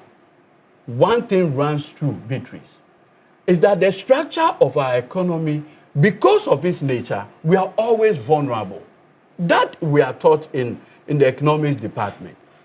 Until you people decided to politicize even the structure of the economy. You remember one presidential candidate told us that in 18 months, he was going to change the structure of the economy from Gordonsburg to whatever economy. 8 years came, and we are still where we are. Mr. Tamaklo, you're saying that based on what you studied, our economy is vulnerable because of the structure. Yes. But you didn't agree that it was vulnerable when the COVID struck and all of that. You said that it was because of mismanagement. No. Anybody that had followed our conversation would tell you that, first of all, we acknowledge the impact of COVID on our economy. But what we were quick to add is the fact that COVID brought an unprecedented 21 billion Ghana cedis into the economy. We were able to access the $1 billion rapid credit facility, $1 billion special drawing rights, $630 million from the World Bank. Put together, we had 21 billion Ghana cedis into the economy by reason of COVID. What did you use it for? In fact, Ken Oforiatta himself commissioned an audit on COVID expenses. COVID money was shared like granules among MPP executives. Oh, you don't know? You forgot it. Evidence. Please, what evidence? We had one of the party executives in exactly confirming that in some the year monies had been used for other stuff. In the 2020 election, and I'll come funds to your responses. Like I'll come to you. But you see, let me don't worry. Let me even come back to the issue. That is what. But you see, in the same 2020. Because Nana Dankwa Akufo-Addo, Dr. Mahmoud Bawumia wanted to win the 2020 election at all costs, they took our budget deficit to 15%, the highest ever. That is how they criminally mismanaged the economy. So it is not the case that the NDC downplayed the influence of COVID-19. We acknowledge it, except to say that the 2020 election resulted in a 15% budget deficit because people wanted to win election at all costs. But let me just conclude on this. When you strengthen the Ghanaian cedi, the benefit to the ordinary person can never be, underestimated. We all here know that we are a net importer. We are a net importer. Any country that is a net importer of productivity or goods and services knows the essence of its currency. And that is why one time presidential candidate once told us, when in doubt, observe the exchange rate. By reason of Bank of Ghana's intervention, through the activities of Gold Board, we saw a situation where we repatriated into the economy $10 billion of foreign repatriation into the economy. The solution the MPP had for foreign repatriation was Eurobond. We've not taken one Eurobond in over 15 months, but the Ghana cedi is stable. That is the effect of sound management, thinking outside the box. You had a benefit and you squandered it. And you see, we will not permit any group of people to gaslight the people of this country into believing that you had any superior knowledge in management of the economy. You got the opportunity, you squandered it. Now, in terms of direct impact, you see, and I'll conclude on this, most of our power purchases agreements, the tariffs are in dollars, correct? Yeah. That's why you say kilowatt cents per so and so. If you put your mind and you manage the economy, there will definitely be benefit to our people. Now, when you connect it and say fuel prices have increased, my brother, there's nothing wrong acknowledging that for over 13 months, the price of fuel was lower than what you left. But for what is happening currently, because the record shows, and Beatrice, I conclude on this, the record shows that before 28 February 2026, a metric ton of diesel was costing $695. That same metric ton today is over $1,200. That's the record. Tamaklo, let me ask you this briefly Please go before I ahead. come back to you, Mr. Boafo. You're saying that the MPP has politicized, politicized a lot of things, and yet we know that in 2024, when the BOG lost the 9.5, you also accused the MPP of mismanaging to an extent that even when the MPP at the time even explained that it was to stabilize the system somehow, you still felt that it was as a result of mismanagement. Was there stability? Yes, what would you say to critics who would argue? Beatrice. Let's stagger the conversation. Let me ask my question. Okay, go ahead. What would you say to critics who would say that a loss is a loss, nonetheless, irrespective of the explanation? No, that is when you consider these numbers in a binary conversation. Is either 0 or 1. But I'm saying that there is reality to these economic numbers. And that reality is to connect it to your living conditions. If you were having to go and spend 17 billion just to service $1 billion, today you are doing 11, you are having a savings of almost 6 billion on that same amount. That money you can channel into free SHS. You can channel into providing LEAP. You can channel into all other social intervention. Today, District Assembly Common Funds have been better disbursed than ever seen. So when you look at this, you can relate to living conditions better today than it is anytime. And that is why I find it a bit more curious when my brother this morning makes the point that, cocoa, maize, cashew, and all those numbers. But we do know that the reason for the lower prices is not because the economy has not been properly managed. Obviously, if there's a glut, basic economics will tell you, when supply exceeds demand, what will happen to prices? Prices will definitely fall. And I want to get a quick response from you in just a few seconds, because we have Dr. Godfred Bokpin on the line to share his thoughts with us. Okay, so briefly. Thank you. It's funny how my brother decides to join Edoji in creating the impression as though spending 16 billion in sterilizing money from the market is caused by the MPP. That is really not the case. But all this conversation, what we need to ask ourselves is that what is the effect on us as Ghanaians? Yes, he says, well, it was important that we sterilize money from the system in order to ensure that we bring inflation down.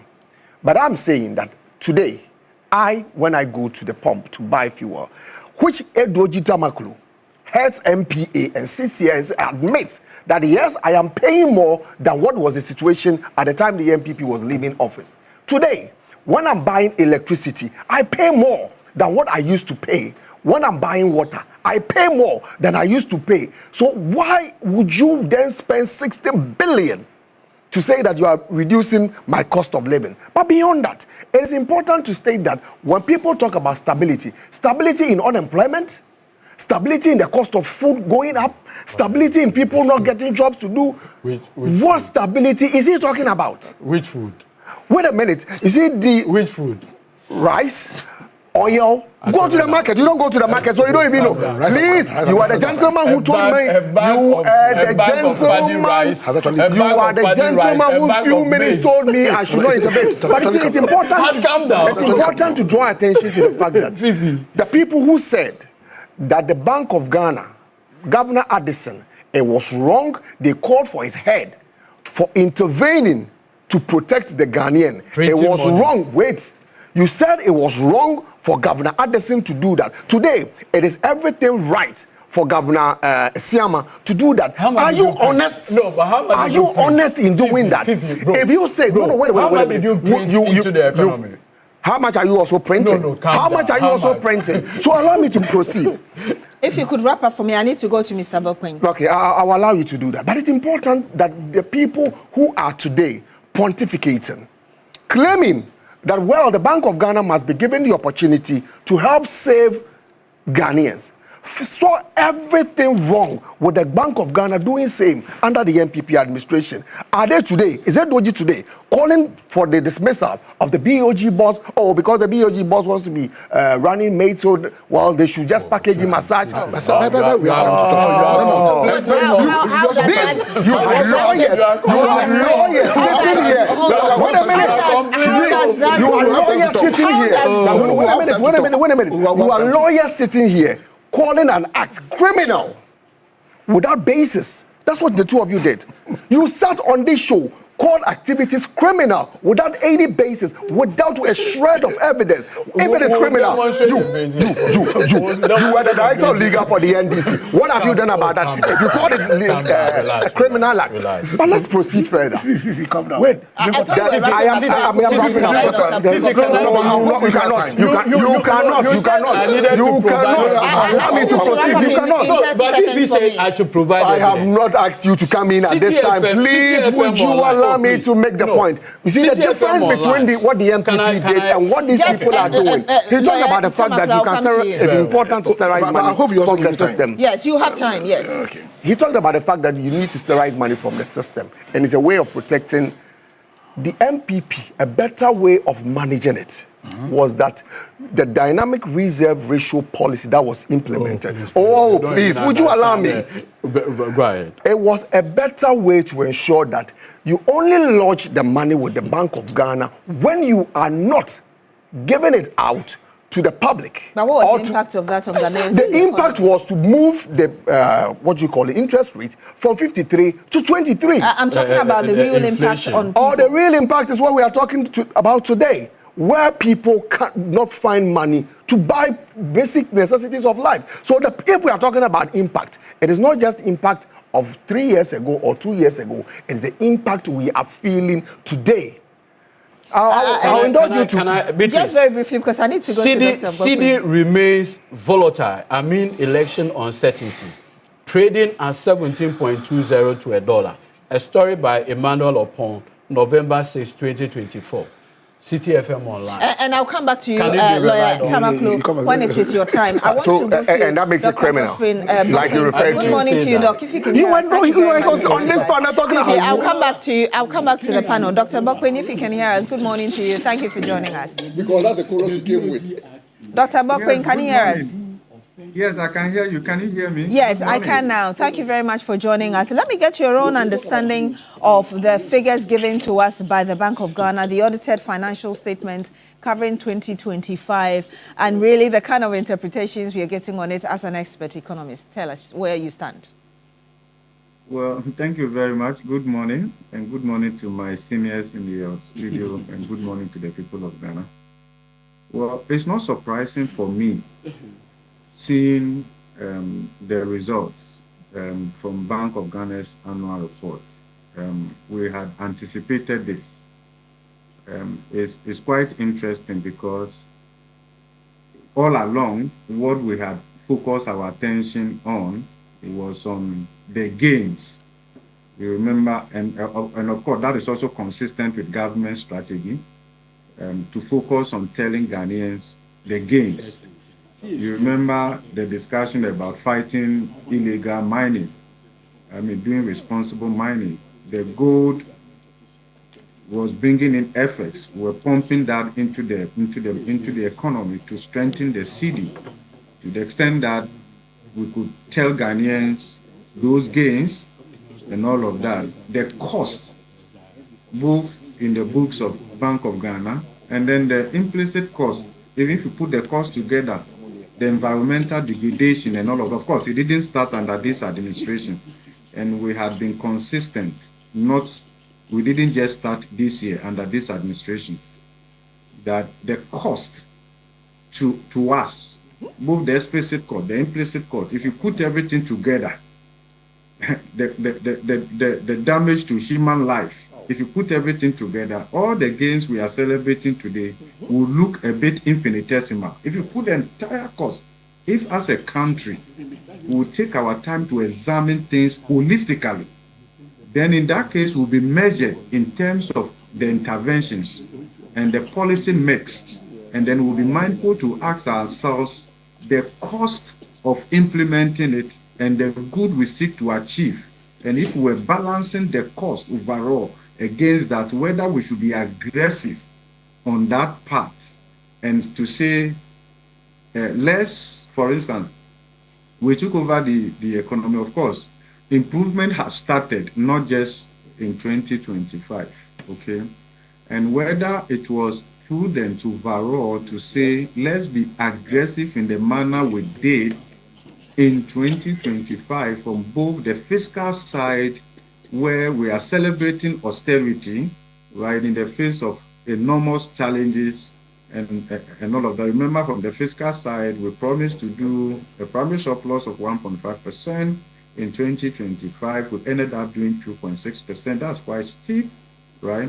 Then, if you look at the mix of interventions from the central bank, the aggressive strengthening of the currency, and then the increased sterilization, and then the cost at which we have arrived at this. Now that the cost is available, Ghanaians are now having the opportunity to be able to relate the cost to the good, the macroeconomic stability, and I'm sure this is where we are now and all of that. The cost looks very high. Hello? Yes, the cost looks very high. I'm sorry, my other panel members are talking in studio, that's why. But you're saying that the cost looks very high. So are you just trying to summarize it, saying that perhaps this path is not helping as much, in as much as we've had explanations from the government that whatever it is that we're doing is to stabilize the economy and the city? Yes, when you look at the cost overall and the implications going forward, it looks quite, and again, it helps us to balance the discussion now, right? And should make managers of the economy also humble, because this has come at a high cost. And the narrative is the same. It's just that those conveying the narrative, they have changed. It's just like a football game where one team was trying to score. When there's a change, or after halftime, they try to defend where they were trying to score. And that's what happens. If you recall, in 2022, 2023, when Bank of Ghana booked huge losses, okay, which caused the equity position to go into negative. The narrative from the central bank is not so different from the narrative today. Again, in terms of justifying the losses, that they were necessary in order to restore macroeconomic stability. Remember, in 2022, when the central bank booked losses, the central bank's position was that they needed to do that to save the economy from collapse and all of that. So it's always that. But my worry is not really to focus on a particular party. The worry that we should be concerned about is how politicians across the two main divide tend to use the balance sheet of the central bank, right? Essentially sacrificing that for macroeconomic stability that they should have done a bit more to preserve, so that we don't unnecessarily burden the central bank. That is what we should be looking at, okay? As for the losses, no matter how much you explain it and all of that, the intentions were there, but the question is the cost of maintaining or achieving the mandate of the central bank always helps us to understand the efficiency and the prudence of it. Yes, they have a core mandate of price stability and all of that, but all over the world, when you look at the cost of achieving that and the deployment of the instrument and all of that, then it helps you to really balance the discussions. And I will say this, that it doesn't signal good overall if at a time when we are exiting the IMF program, we have the balance sheet of the central bank in the position where it is. And you say that this is quite expensive for us. Looking at the implications, what implications do you foresee on inflation and other relevant sectors of the economy? And you're even linking it to we exiting the IMF bailout. Remember that the way stakeholders interpret data, annual report from the central bank and the rest of them, is quite different from the way maybe government or even the opposition would interpret it. Bear in mind that if you truly assess the policy solvency position of the central bank now, even with respect to 2025, if it hadn't been for the sale of the gold that was done, and I believe that part of the motive of the sale of those gold, right, was also to repair and to reduce the deficit position of the central bank in terms of policy solvency. If you take that out, okay, and it's not something that really we will say that it's a normal operation and all that. And I hear people saying that you can't have gold so much and all of that, but check data from other central banks as well and all of that. So those are a bit more concerning, whether we are preserving the balance sheet of the central bank, whether we are creating enough scope, for instance, for the central bank to be able to respond in the event that crisis emerge in the next 2-3 years or so. We are limiting the central bank, and unfortunately, we have found a way to politicize the independence of the central bank, and we are compromising their independence and their ability to be able to withstand pressures from the fiscal side. Remember that because the fiscal side doesn't look good and doesn't have scope to be able to take on the cost of restoring macroeconomic stability, we have passed on safely, conveniently. That was also what the NPP did. And the NDC has also done the same thing. We have passed on conveniently that cost of restoring macroeconomic stability, and we have loaded that cost on the books of Bank of Ghana. Because if the fiscal side had decided to take on a lot more of the cost, okay, the heavy lifting of restoring macroeconomic stability, the deficit the fiscal side would have recorded would have been higher than what we celebrated in 2025. That's the reason. And if you adopt a holistic approach to balance sheet analysis of the public sector, you realize that the total losses from the central bank ultimately sits with the public sector balance sheet as well. And if you aggregate it from that perspective, you will notice that the primary surplus that we celebrated in 2025 has been 2.6%. Wouldn't have happened because the losses ultimately from Bank of Ghana is on the taxpayer. It's on the taxpayer. Okay? So, yes, it's on the taxpayer.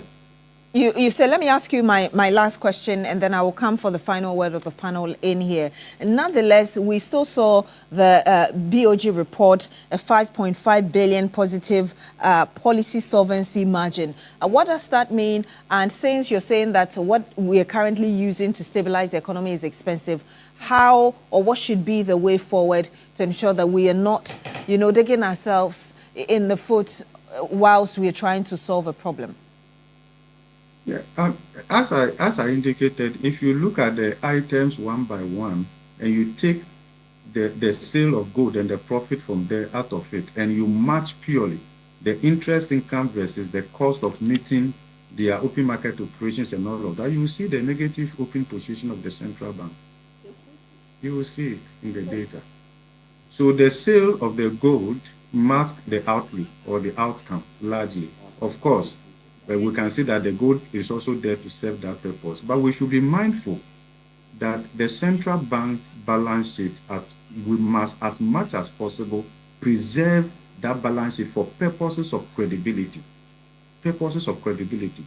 Now that we don't have that, we are not going to have that external policy anchor because we are working hard to exit the IMF supported program. Then we must.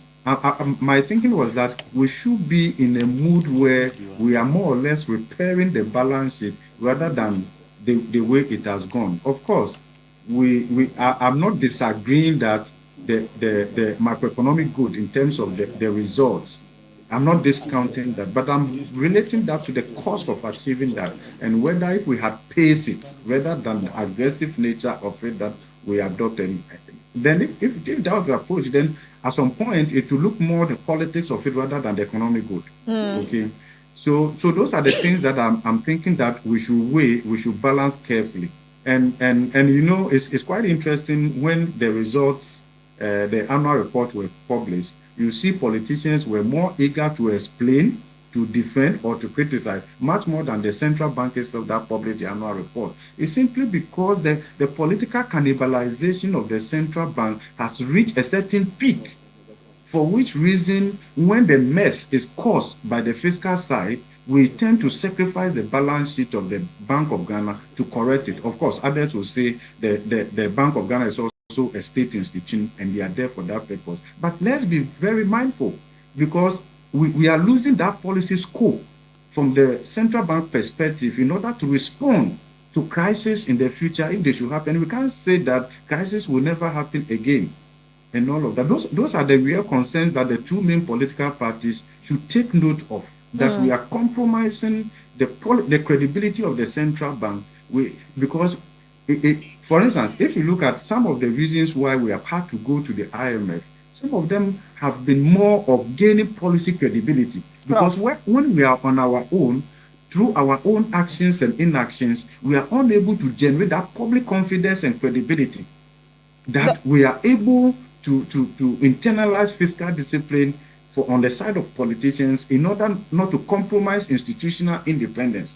Increasingly, that is what we are doing. And for me, that is where the issue is. If you look at the losses recorded in the books of Bank of Ghana as published, it's actually more than the 15 billion. It's actually more than the 15 billion. There are other losses that came through other comprehensive income and other losses that came through the P&L. But if you look at the overall effect on the equity position of Bank of Ghana, as at the end of 2025, the equity position has worsened by more than 35 billion Ghana cedis.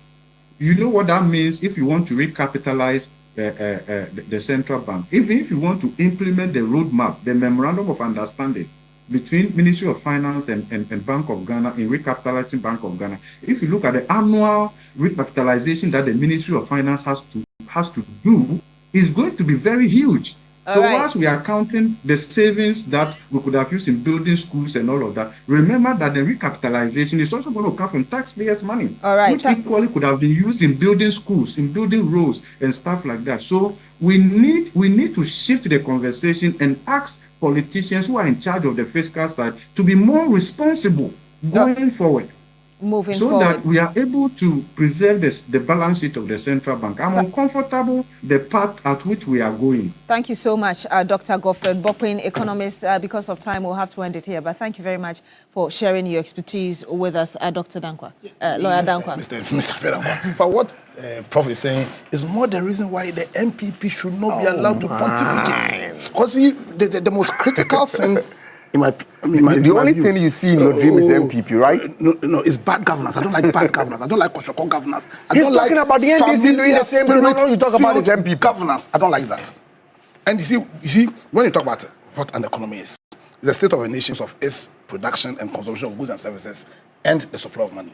And we know that the supply of money bit is how government impacts the economy. It's in two folds: fiscal and monetary. We have 1 minute each. Yeah. So I'm going to run up quickly. Now, the central theme of what the Prof was saying was we using Bank of Ghana to more or less wipe the inefficiencies of the politicians, but they use the fiscal side.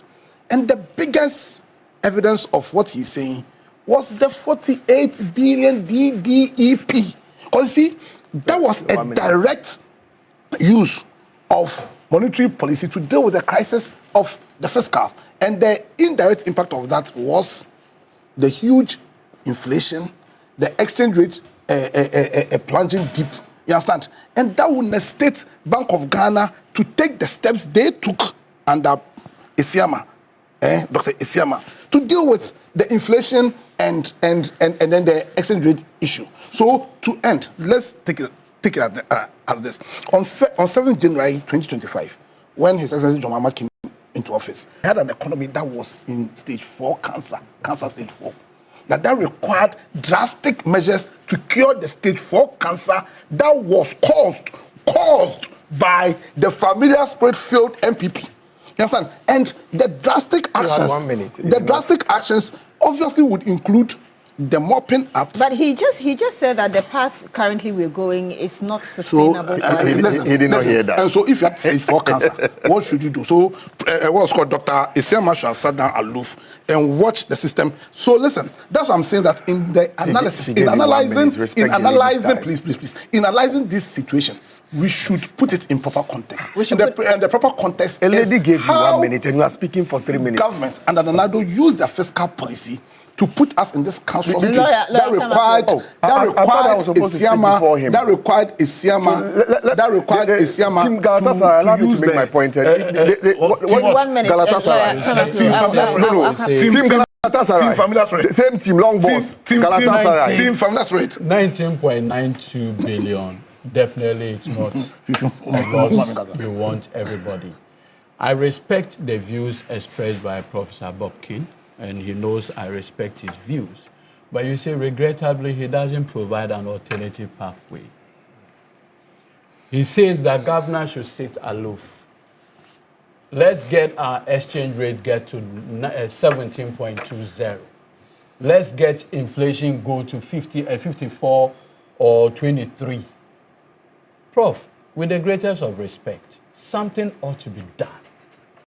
The health of the economy that the NDC administration, Governor Isiama, Atoforsen, and others inherited was an economy in intensive care, admitted by you. The prescription in treating somebody in intensive care cannot be the same prescription in treating a man who just walked into a hospital. He is an academic, with a greater of respect to him. What you do in such analysis is to provide alternate, as though you are in the classroom with us, and say, look, this is what could have been done, and it would have cost less. First of all, you are against, because you have a personal whatever issue with how the Galamsey. I admit, I agree with you. That's a perfect thing to do. But Prof, with the greatest of respect, the $10 billion foreign repatriation would have ended up in smugglers. Yes, that money that Gold Board alone is able to repatriate would have been money in the pocket of individuals. Is that the alternative? That's what we saw for 8 years. Today, at least, you know that it is the state that is handling that avenue. Yeah. That is a solution. That solution is not a perfect solution. Galamsey. This is a solution. State encouraging Please Galamsey. let him fill in because we don't have time. At the point, Takwa was turned into the heartland of all kinds of things. Yeah. All kinds of things. What do you mean We've seen things happen in this country. Nothing has happened Please, there. please. Takwa is a beautiful place. But you see, without doubt. Yes. But you know what became of the town? Yeah. What was it? Your water treatment, where you get water for the township of Takwa. What became of the that? last 10 months, there's no supply of water in Takwa. And that is when?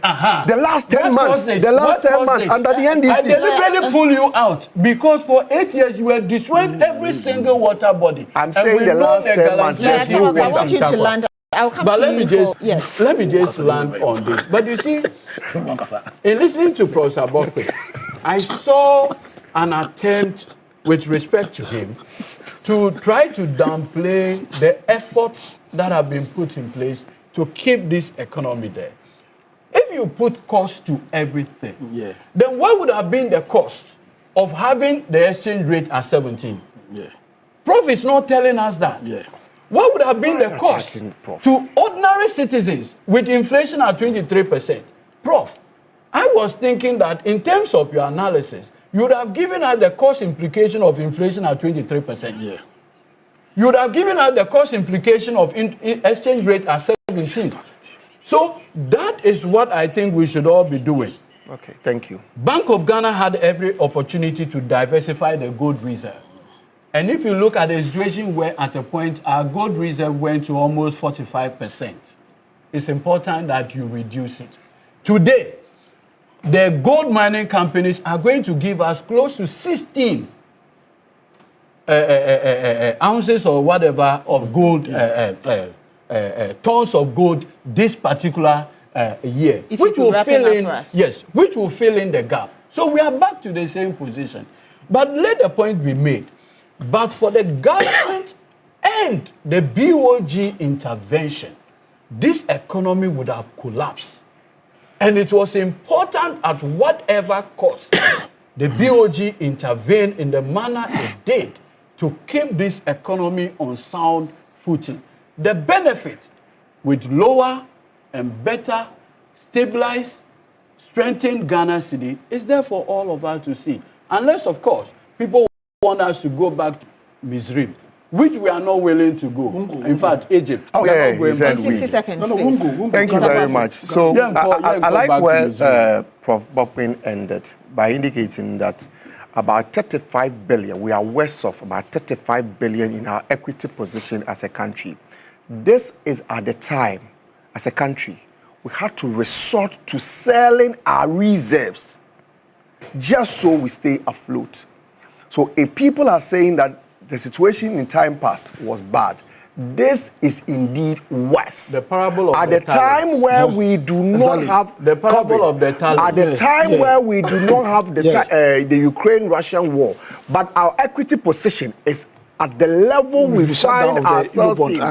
This is a clear indication of how bad the situation could get. But it is important to note that Team Galatasaray, even UP and BECE, Team Galatasaray, forming a union and refusing to Team Galatasaray, they play the same team. So Team Galatasaray, you play the same team, so that's fine. Thank you very much. will succeed. We as a country admit that yes, we must take decisions in the interest of the people. But when you have a situation where people are now committing us to spending over 40 billion just to bring inflation down, which does not reflect in the lives of the people, then there is a problem. Then there's a problem. And the problem is what they are creating, just so they create a narrative that, oh, inflation is down. What is the effect? How much are you paying for water? How much are you paying for electricity? How much are you paying for your cost of transport? And this is the lives we are living in, and we are still paying this amount of money. Clearly, this is bad governance, and it is not one we should be proud of. Please. Ghana can never be good governance. I'll come to you, Mr. Tamakula. I want us to, 1 minute each, just talk about the fact that BECE is starting today. We have over 600,000 of our children going to sit for this exam. We'll talk about in 1 minute, I'm giving you the final word on this, and then I'll come to you. I'm excited about the BECE. I'm excited about the BECE. You'll be the last to speak on this, but I want him to give us 1 minute on this, and I'll come to you, Lawyer. I wrote BECE in 1995. Okay. Yes. I think the same time. Yeah, I go small. Well, congratulations in advance to them. My expectation is that they will excel and they will avoid actions that will lead to the cancellation of their papers. But for me, unfortunately, we have very limited time in discussing this matter. A son of a teacher, and my dad spent some time in some of the rural communities teaching. One concern I have is the standard we use in assessing all these kids. If we look at some of the children, the opportunities they have, where they study, access to books, access to quality teachers, compared to a situation where you have class 1 to 6, only one teacher teaching these children, and all of them are to be assessed on the same level. I think that we need as a country to find a way of addressing the challenges and the very difficult situation children in rural communities find themselves in, because honestly, if you think about it, it's unfair how we take these children through the same level of examination. Thank you. Thank you very much. And I'll come to you, Lawyer Danko. But He will talk about MPP. A number of you have sent in your messages, so let me just read just a few before I come to the two of you. And this is coming from Bolga D Line. Says, good morning to my boss, Eduji. And then said, what does the loss really mean? Is it an investment into the economy to stabilization, bring down pain and suffering of the masses? And said, once again, President Mahama has proven that leadership is not about lip service, as the other politicians always do. We do have John Kapi who speaks. I'll come to you. We do have John Kapi who speaks for WAEC on the phone with us. Good morning to you, sir. Thank you so much for joining us. For having me. And again, let me get your thoughts. Earlier, we saw a video of you telling us about some of the measures you've put in place, but we still end up having issues with examination malpractice, among others. What kind of assurance would you give us that this time around is going to be a clean exams? Thanks very much. On our part as a council, we have the responsibility to moderate the questions, typeset, print, and then send them to the various centers, the examinations to commence. Our partners, the GES, provide us with invigilators and supervisors. Now, if, for example, in the course of printing, something happens, we take responsibility for that. But once the questions leave our domain and they get to the centers, then we depend on these personnel from the GES to assist us to ensure that we have a seamless examination process. We have been in touch with them. We've held briefing sessions with them. We've admonished them as a council. The GS has also spoken to them from the Office of the Director General. So basically, we have done all that we need to do, talking to the people who are, supposed to help us conduct these exams successfully. So we believe that everybody would have listened, everybody would have, had a change of mind, and so they'll be ready to assist us to conduct a seamless examination. Logistics-wise, how ready are we? Say again? Logistics-wise, in terms of logistics, we don't have any challenges nationwide? Oh, no. Now, we haven't received any information from any quarters. We have dispatched all the questions. We have dispatched all the depot keepers. We've also dispatched all the stationery to all the examination centers. We are monitoring. So far, nobody has called to talk about any difficulty. So far, we think that everything is on course. But, of course, the exams are yet to start at 9 a.m. And so when they start, we would then also continue to monitor and be sure that everybody has all that they need to be able to write exams successfully. So the exam starts at 9, ends at what time, and for how long are we going to have this period of BECE? So this morning, they're starting with English language at 9. It will end at 11 a.m. Then in the afternoon, they will have religious and moral education, which starts from 1 p.m. and then will end at 2:45. So between today and Monday next week, or Monday morning, they have Arabic, and then that will be the last paper for BECE for 2026. Thank you so much, Mr. John Kapi. He speaks for WAEC. Thank you for sharing that information with us. And just two more messages before I come to you, Lawyer Dankwa and Lawyer Dichitamaklo. This is coming from Prince Henry. Prince Nanaya York says, good morning, Beatrice. Kindly post or ask this for me. So we are expected to accept persistently high inflation and a rising cost of living. Is that the kind of Ghana Fifi wants for us? Every previous Eurobond was taken when the country was not ready, mainly because certain banks stood to earn fact commissions. God bless our homeland Ghana. From Mr. Stephen Penn in Wasses, let the MPP communicator know that we are better off than 8 years ago. Let me get your thoughts. Just a quick. I'm sorry. I'm only drawing his attention that the kids after this exam will be beneficiaries of Akufo-Addo Bawumia free SHS. Okay, Lawyer Dankwa. Nebu and Osman Amadou. Akufo-Addo Bawumia free SHS. They were going. Yes. I think I just want to wish these children who represent the future of our country all the best. I wrote mine, I think, in 1994, long time ago, and I think it was a launch pad to our academic journey. I want to wish them all the best. They should go there believing that they are capable of coming out successful. I want to particularly wish my nephew, Krache Akwabiamayao, all the best. He's writing his BECE today, and I believe that they'll come out hoisting the flag of success. Thank you, Lawyer Tamaklo. A quick one. This one reminds me of my own time, I think 95, 96, in Kwando Secondary School, because at that time, all the schools within Kwando would have to go and write the BECE at Kwando, secondary school. And I remember vividly myself, my mates, and our school were the first batch of the school, actually. Mm-hmm. And so, this reminds me, and let me tell them, and young people going to write the exams today, this is your surest pathway to greatness. Yeah.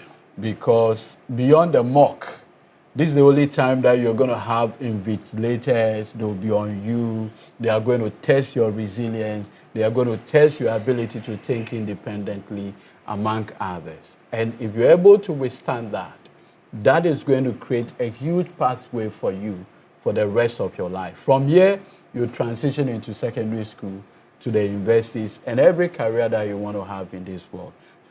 So the young people, please be encouraged.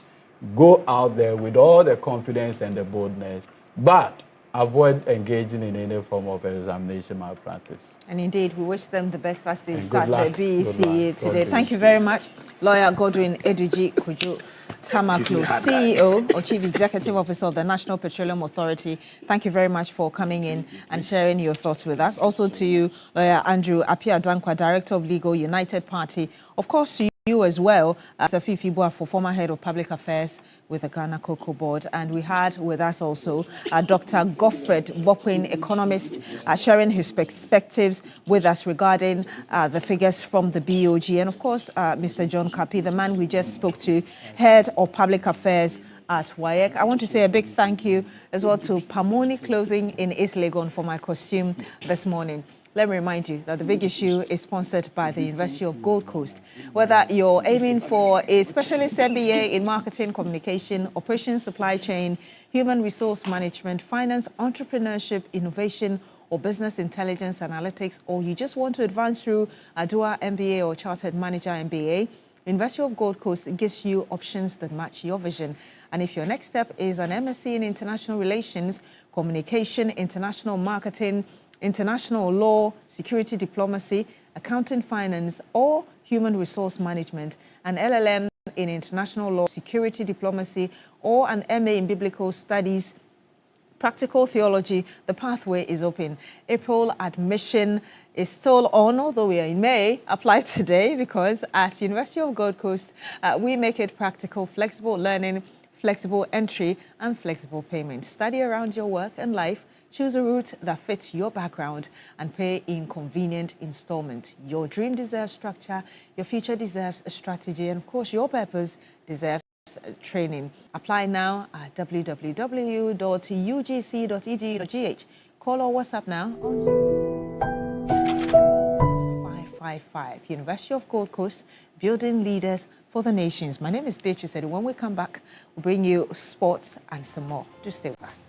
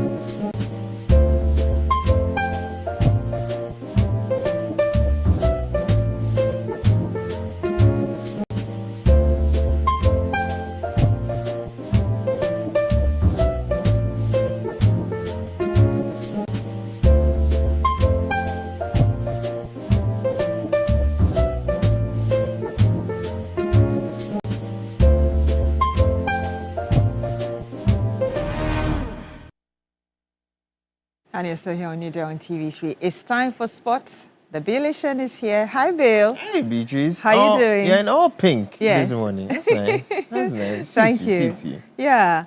How was your weekend?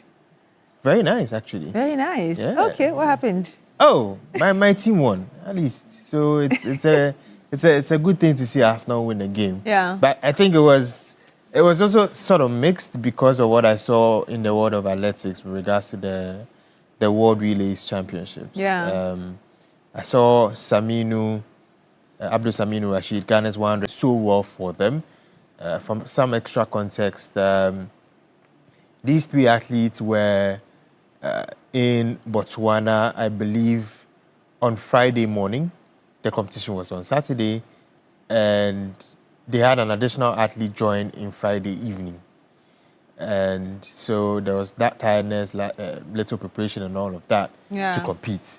And so, yeah, these were the words of Saminu. He was saying the Ministry of Sports needs to do better. They shouldn't set them for failure. And he added that if it was Black Stars flight tickets, they will be ready a month prior to the game. 14 hours flight, 16 hours layover is not acceptable for professional athletes. We're running with jet lag, no proper recovery. So, yes, that was his complaint.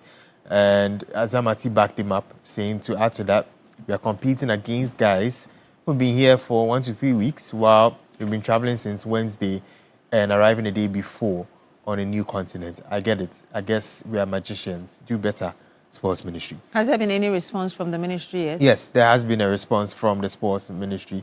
But first, there was a response from the Ghana Athletics Association, who did congratulate the athletes for what they did, but also noted that they've seen their concerns and they take full responsibility for what happened. The Sports Ministry have also released their statement, and they are saying that, I mean, this one is not really their matter because they don't control the itinerary of athletes and their travels. That's down to the Ghana Athletics Association to control their itinerary. So they were just doing what was given to them, basically. So it's basically trying to say it's not their fault, and they should look at other stakeholders on that. And the Ghana Athletics Association have taken full responsibility for what happened. But in the long run, what do you foresee as the impact? Because really, you're also talking about mental preparedness before the game, not just the physics or the physical bit. Yeah, I think planning should be done better. That's what I feel. I feel athletes should be at a competition days before, not just one day before. And I think maybe in the future, flight arrangements will be done quicker. And when it comes to the sort of planning in regards to the athletes, it would be done better.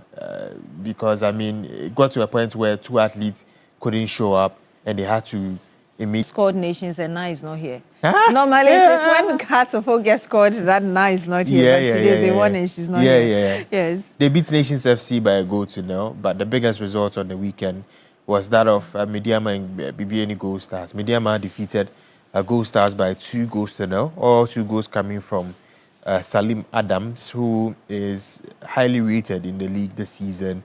He's second on the top scorers list, and he's one that people have been clamoring for to be part of the Black Stars. And so he proved himself in the biggest game of the weekend. And he has some other results. Adriana drew 0-0 with Hearts of Lions. Dreams defeated Asante Kotoko 2-0. Karela defeated Young Apostles 2-1. Mediama defeated Gold Stars 2-0. Hearts of Oak defeating Nations FC 1-0. Samatex defeated Holy Stars 3-1. Swedro Blacks defeated Vision 2-1. And Bechim United defeated 11 Wonders by 3 goals to 1. What else do you need to know? Of course, this is how the table looks like. Mediama are now about 5 points clear of BBN Gold Stars in the Ghana Premier League. There's Hearts of Oak who are currently third on the log as well. But it looks like Mediama are on the ascendancy, and they look the likeliest team to go on to win the Ghana Premier League with 4 games to go. Nice. Let's cross borders. Inter Milan. Yeah, Inter Milan have won the Serie A once again. They won their game over the weekend to secure that Serie A title. Very, very big for them because last season was Napoli. This season, Inter Milan have taken over once again as the best team in Italy, and hopefully they can push on from there, because last season they suffered defeat in the Champions League final. Maybe next season they could go all the way to the final once again and win it. And these are the last 10 winners. There was an initial dominance from Juventus from 2016 all the way down to 2020, before Inter Milan won, and then AC Milan, then Napoli, then Inter Milan again, Napoli, and now back to Inter Milan. So Inter Milan have won about 3 in the last 10 seasons or so, and they are second when it comes to most Serie A titles won. Yeah. Juventus, of course, holds the most with 36 titles, But I'm Inter telling Milan, you, that's a long stretch. Yeah. 36 and 21. Yeah, Not yeah, anywhere close. Yeah. Very Yeah. long stretch. Yeah. Inter Milan have a lot of catching up to do, but I mean, it's possible in the next maybe 30 years or so, we might see a shift, whether it's very close or just close enough for Inter Milan. And I just wondered why Samatex has moved to 4. And I didn't even talk about it. Your own team, they are doing well. You have to go to Samurai Boy I should. one day and then go and watch one of their matches before the end of the season. Yeah. But anyway, what else do you need to? I know you're coming back at 10 a.m. with a bit more, but if you can tell us what we should expect. Of course, some more updates in regards to what happened with the World Relays competition, and also looking ahead. Of course, we are still building up to the 2026 World Cup. So also you can check out our social media platforms at 3sportsgh and the website at www.3news.com/sports. Thank you, the Bilishan, for bringing us the latest in sports. This is still Newday on TV3. When we come back, we'll bring you some more. Do stay with us.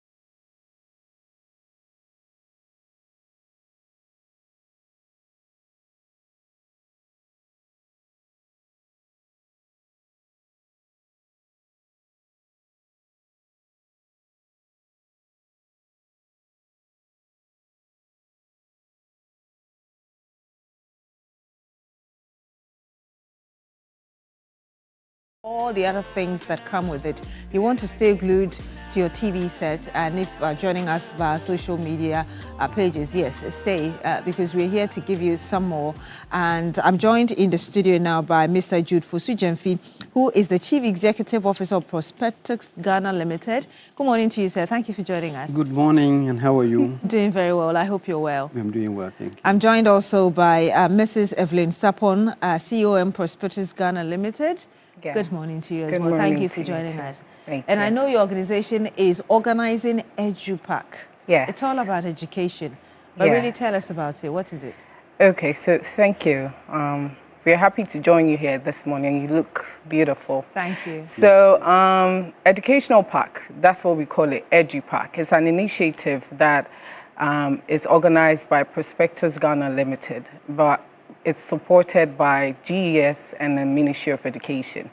This initiative is happening this year, 2025-2026 academic year, for all senior high school students. I mean, the junior high school student going to senior high school first level, okay, Form 1. So this initiative, what it's going to do is that it's solving problems. What the problems are is that we are looking at eradicating bed bugs in the schools. I did some research and I realized that in April 30th last year, 2025, there was a very serious case of bed bugs infestation in Ekurapim Senior High School, and also even in Presec in 2023.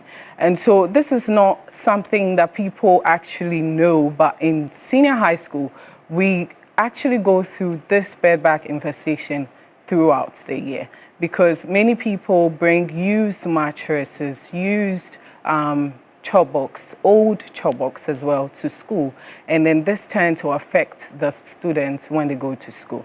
So we're looking at solving one major problem, that's the eradication of bed bugs. We're also trying to make it very easy for parents and cost-effective for parents. We're looking at reducing the cost of you know, when you're going to school, the prices skyrocket. People are rushing to buy their items because if it's free at SHS, but you still have to buy your items when going to school. So we are looking at reducing the cost for these 4 major items. So what are we doing? We're supplying 4 main items to the school, and these 4 items are the plastic chalkbox, the suitcase or the trunk, and then the Macintosh mattress and pillow. These 4 items, we have been mandated by the Ministry of Education. We are supported by them to supply them to every senior high school, that's the boarding school in Ghana. Okay. So that's what we're looking at. And you're saying that this initiative, based on what you said, is inspired by the challenge of bed bugs in our schools. Yes. And you're supported by the Ministry of Education. But you said it's for the 2025-2026 academic year. But which period within this year is this event, for instance, taking place? Okay. So school is reopening in September 18th, if I am correct. September 2nd. 2nd, okay. So 2nd September. So what this initiative is doing is that for those going to senior high school this year, those writing the exams, I didn't even wish them well. I mean, they're writing exams, BECE today. So I wish everyone the best. So we are putting preparations down for them.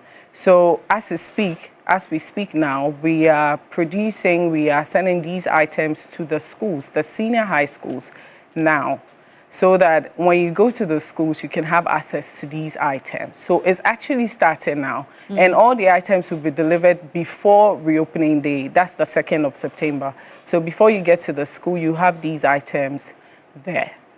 Let me ask you this before I get to Mr. Fosu. You said that you're providing, a number of them are plastic stuff.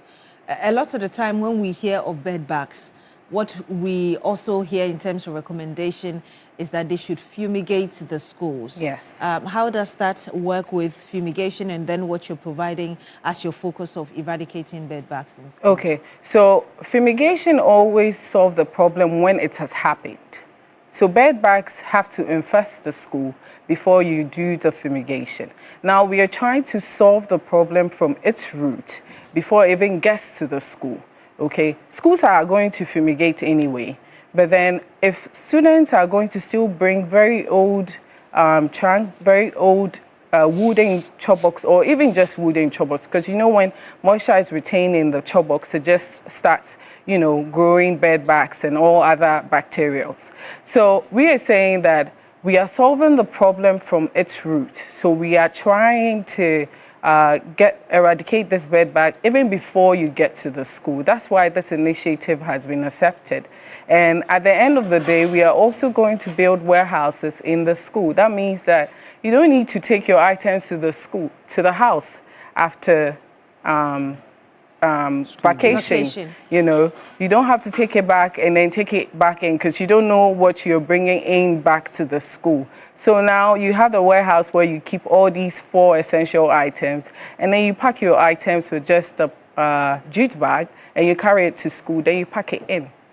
Mr. Fosu Jemfi, Mrs. Sapon just talked about the fact that, yes, there's free senior high school. It doesn't mean you don't buy certain items. So in terms of the cost, can you tell us a bit more about it? Or you want to talk about it again? No, that's fine. Okay. That's fine. The cost, what we can say is that relatively cheaper than what the open market price would be. We are doing everything within an approved and accepted price by the Ghana Education Service, but it's cheaper than the open market price. Okay. Parents will be saving around 15 to 20% compared to how much they would Getting have all the items getting together. all the items. Okay. And it's sent to the school. Like she said, the items are sent to the schools. So parents are not paying for transportation. We are sending everything to the school. We're doing this with FedEx and Ghana Post. So they take the items to school ahead of time. And we are also writing their names, the students' names, on the items for them. So you are not paying for that one. So the cost is all inclusive. We are writing the names on the items, and then also we are providing them with some padlocks that they can use to lock the plastic chop box. So you're saying the names of the students are written on it. Does it make it compulsory? No. When you go to school and the items are issued out to you, then we take your name. We have our people. We are doing this with the schools. They give us their visual arts students to assist in the writing of the names on the items. Also, it is written after you've taken the details from the students? Yes, after we've taken the details from the students. And the payment module, how is it like? Great, I like that one. No school is allowed to accept payment from any parent. The reason being that we do not want any parent to sit on radio or come to your show and start saying that now government or the schools have started selling trunks and chop boxes and mattresses to parents. So what we have been advised to do is that you go to the bank and you make the payment, or you use our short code *713*821# to make the payment. So all that is required of a parent to do is to just go to the school and show your payment receipt to the school authorities that you have paid.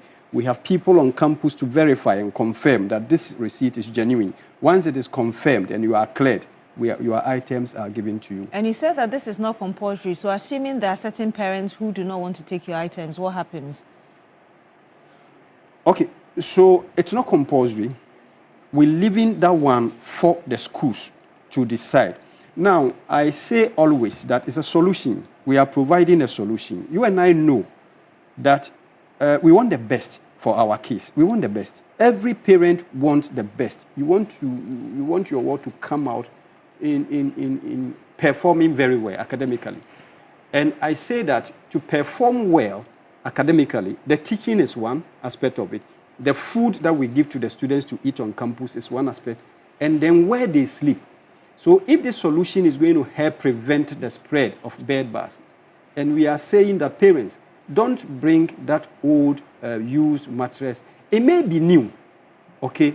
Somebody may argue that no, it's not a used mattress that I'm sending. I also purchased it. But we want to prevent you from bringing it from home to school. We cannot guarantee.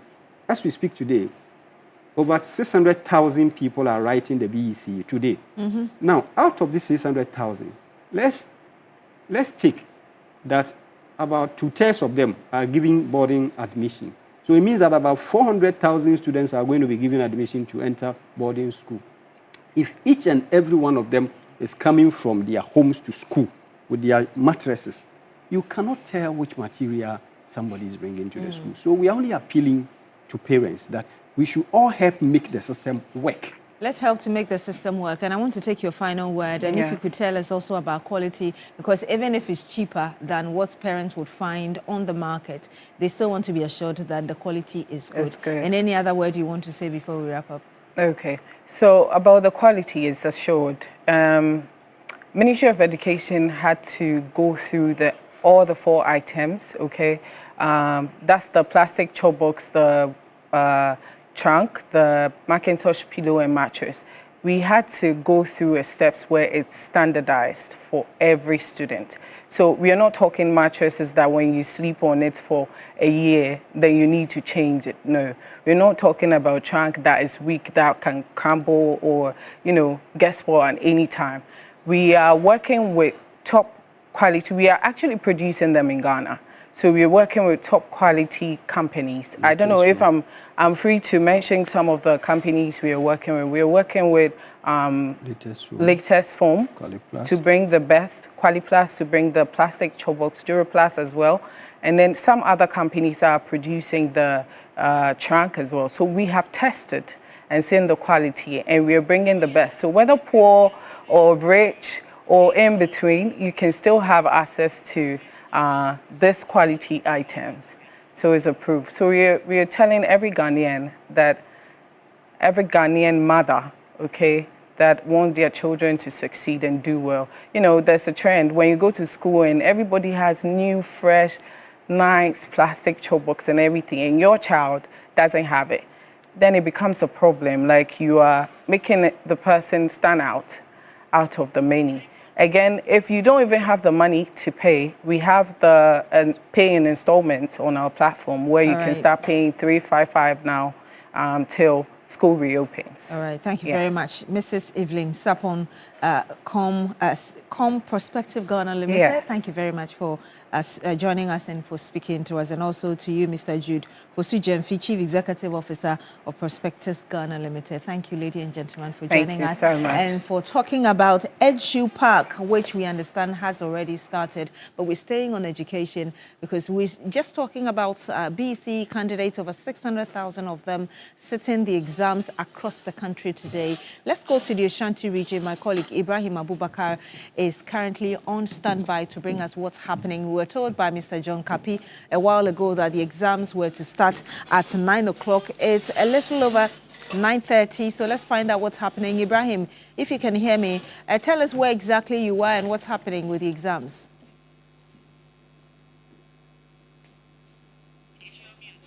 Ibrahim, you're muted. We can see you, but if you can unmute yourself so we can hear you.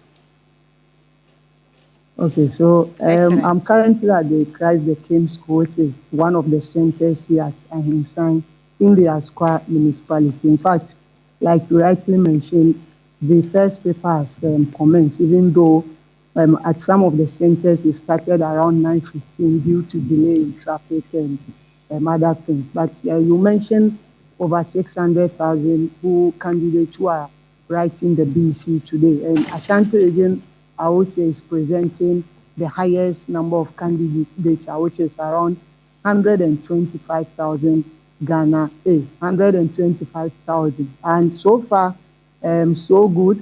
The candidates have been talked to since morning. I've seen education officials, MMDAs, MPs moving around just so they will engage with the candidates to inform them on the need not to indulge in any form of examination malpractices. In fact, educational officials have also expressed confidence in the arrangement put in place, assuring that adequate measures have been implemented to ensure smooth and credible examination process. So you come to the centers, aside the police officers that have been stationed here, you also find BNI officials who are not in uniform.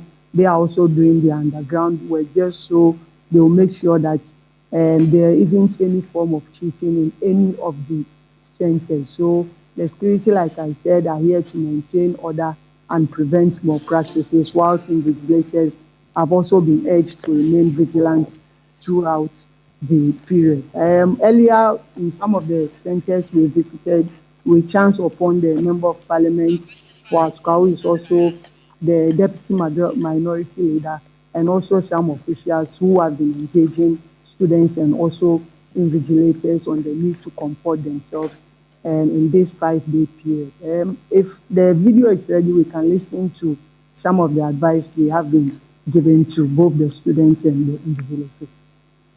Don't carry any paper with you. Don't take phones.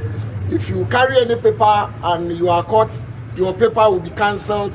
When you carry mobile phone and you are caught, the entire paper will be cancelled. It is my prayer that you take your time and write. I have also spoken to the supervisors and the invigilators that they have to treat you well, not to condone any examination or practices, but at least they should not shout at you because you are minors. And I expect that you write under a very good, conducive atmosphere. Believe that you can write and pass, and I also believe in you. I know you have prepared adequately for this particular exam, and you have the confidence to write. I'm asking everybody to trust God to do the perfect thing for you. So don't go with fear or anything. Just relax. What is important at this particular examination is to be able to apportion time appropriately to your questions. This is another step in your life. I will encourage you. This is the beginning of a new thing in your life. Be bold. The word is what? Be bold. I said what? Be bold. Munya day, munya akukudro. Munya day, akukudro. Some over day, mobile pass. I pray that we don't put ourselves into issues that will bring a lot of challenges to us. So you just watched the situation in the Ashanti region. Of course, we had a reporter who is monitoring for us, Ibrahim Abubakar, painting a picture for us as regards what's happening. From the Ashanti region, we go to the Savannah region, where Christopher Mwako is also on standby for us, having observed just a few things for us this morning. Christopher, just tell us what's happening. Yes, so Beatrice, can you hear me? Yes, I can. Okay, so here in the Savannah region, the exams has commenced. Over 6,000, almost 7,000 candidates are sitting for this exams. Currently, I'm in the Solar-Tuna Kalba district. You remember that last year, it was this district that produced the best students who went for the President's Award. And so the entirety of the region decided to come to the Savannah, the Solar-Tuna Kalba district this time once again to sort of motivate these young ones as they begin their BECE exams today. But Beatrice, one interesting thing is that you know that last year, around July, August, the Guinea conflict, and we all know the impact it had on education. And so the regional minister, Savannah regional minister, together with the regional education director and the district chief executive, have been monitoring the situation. Now, quite briefly, I want to engage the regional minister who is here with me. We all know that last year, as a result of the Guinea conflict, education was hugely impacted as a result of the conflict. I want to find out from you, how have you been able to psych these children psychologically as they begin their exams today? Yes, to be very frank, together with the Regional Directorate of Education and the DC for Solar-Tuna Kalba District, we are able to get people who are educational psychologists to talk to a lot of the students from the affected areas. In fact, the engagements that we have made gave them that confidence, and they came back to their various posts. And many of the teachers who needed to flee came to their posts, and things actually went on very well. Remember, the conflict started somewhere in August. So it means that the students who wrote last year had already done, they've written their exams. It is this actually set of students who were directly affected by the conflict, but by the grace of God, we're happy that over 1,000 students of this district, Solar Tuna Kalaba, are actually going to participate in this exam. And I'm confident that they will once again come out as one champions. We know that from here you'll be moving to the Bole district as well. But tell us, having seen these students, their demeanor, their determination to write this exam, do you think that the falling standards of education in the Savannah region, especially at the basic level, do you think that something is beginning to change? By the efforts we are putting in place, of course, we are very much assured that things are changing. But it does not take just a year or two to be able to assess educational impact. It takes a series of years to be able to actually assess it. The products that we are receiving were actual products from another administration, and the efforts which they made from the primary 1 to 5 to 6, leading to the GHS 1, GHS 2, GHS 3. Of course, when the foundation is weak, it is difficult to be able to build an excellent top-up in that regard. But we are doing our efforts to ensure that we get the best out of this situation. Security is very paramount, especially during invigilation. I heard you tell the teachers that they should do their work without fear or favor. Are you emphasizing on this? Because over the years, we've seen some invigilators arrested trying to teach the children. Yes. We've actually put in the needed measures. We've warned the teachers, we've warned the invigilators, we have warned the students, and indeed, we are putting in adequate measures to ensure that we are not just interested in getting the best of grades. If you get all grades, 1, 1, 1, 1, 1, 1, but yet it is not of integrity, it is not of your own effort. It means that you have only built a child who is not confident of himself. But if the child is able to produce something that is even not the best, but it is good, and the child knows that it is my own personal effort that indeed produces this thing, then it actually spears them up to higher levels. And they know that this is what we are aiming at. We're not just interested in passing, but we're interested in the quality of the child, in the education that the child gains. Okay, so Beatrice, we are just on our way to Bole from the Solar Tuna Kalaba district. We have to stop somewhere along the way to be able to do this report. But the Savannah Regional Director of Education also has been sharing his thoughts on this particular examination. Let's take a listen to what he's been saying. 6,970 candidates ready for the BECE. This is made up of 3,491 male and then 3,479 female. And they are writing the exam at 25 centers. Inclusive of this number is 562 private school candidates made up of 300 girls and then 262 boys.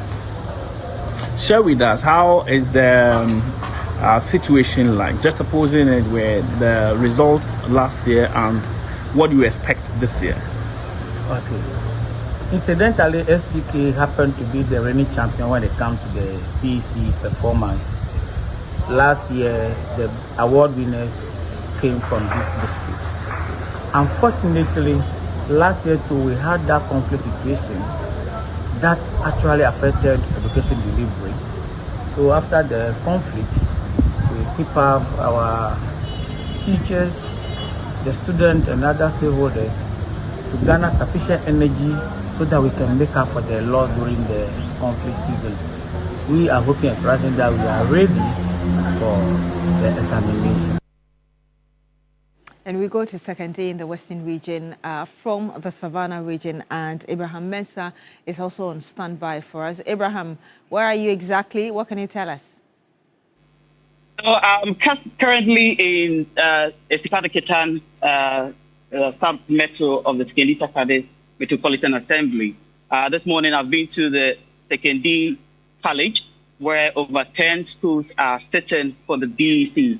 If I'm to share some statistics here in the Western region, 45,116 candidates are sitting for the exams. And we understand the female population is just about 1,000 more than the male population. From what I've observed, the students largely are optimistic. A few are a bit tense, particularly concerns among students from peri-urban and rural communities like the Shama, Enclave, the Ikabank Panta. But then again, when you engage teachers, they believe their students are well prepared to sit for the 2026 BECE exams. They expect to have this kind of expressions on the faces of their students. Nonetheless, they think, compared to the mock exams, the series of mock exams they've taken in preparation for this exams, this would be better as compared to last year. Generally, there is a concern here in the Western region. The fact is that last week, Friday, there was a conference organized by the Ghana Education Service with heads of schools and district directors of education. The concern largely had to do with examination mode practices, in the sense that the Western North was flagged as being the most affected regions with examination mode practices. We look at the numbers, it's around 42% of the students that registered for the BECE exams last year. This year, the determination is that you're going to have possibly a zero incidence in terms of examination mode practices, or barely to look at reducing the numbers. And this morning, just at Secondary College, I had the opportunity to speak to the Deputy Director of Education in charge of quality and access, Dr. Isahaku Munaru, who shared this with us. All right, but what more can you tell us as regards the demeanor of the students, level of preparation, even with logistics in the area where you are? So everything is okay here. All the schools, basically from the Secondary College where I visited, and then again, Taman Girls Senior High School, you could see that the preparation is top-notch. You could mention of the invigilators, you see police presence in there. Their demeanor, their appearance is not that intimidating for the students. But then, as first-timers, this tension is obvious. But they believe, as I interacted with them, that they will succeed in this examination. They are looking within the range of a single digit to 15 or worse 20, grade 20 in this year's examination. But when I spoke to the teachers, theirs was that these cases of examination or practices are largely not their fault. They are putting the blame on the invigilators, that if they do not have access to the examination center. So if the invigilators are actually doing the work well, we shouldn't be expecting this kind of, foreign materials in the examination centers, teaching, sharing of answers. That shouldn't be the case. And earlier, one of the examiners was sharing a hint with the students that the items per paper, per candidate is different from a colleague. So they shouldn't even expect to share answers when a colleague asks them what is the answer for question 1 or question 2. So they've made them aware that this is what they should expect in terms of the papers that they will write in today. All right, thank you very much. Abraham Mensah reporting from the Western region. And we can listen to some of the students he interacted with earlier. Later, I realized that it's like a normal one that we wrote previous days. So I think we can do our best, and the victory comes from God. So we can do everything. And I will tell my fellow students also that you shouldn't be afraid, because those who have written some have told us that it is very easy. Just you need to critical thinking. You need critical thinking.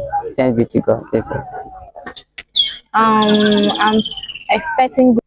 I'm feeling excited and a little scared because this is my first time to write BECE.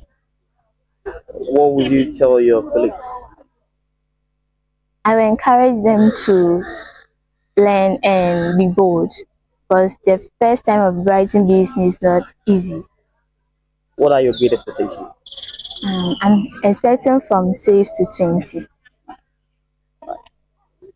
I'm very excited, and I'm also happy to see this cycle for the BECE that you're coming to write. I mean, I'm very happy to come this place. Yeah. What are your expectations in terms of grades after writing this BECE? Oh, I mean, I want to be between 6 to 12 degree.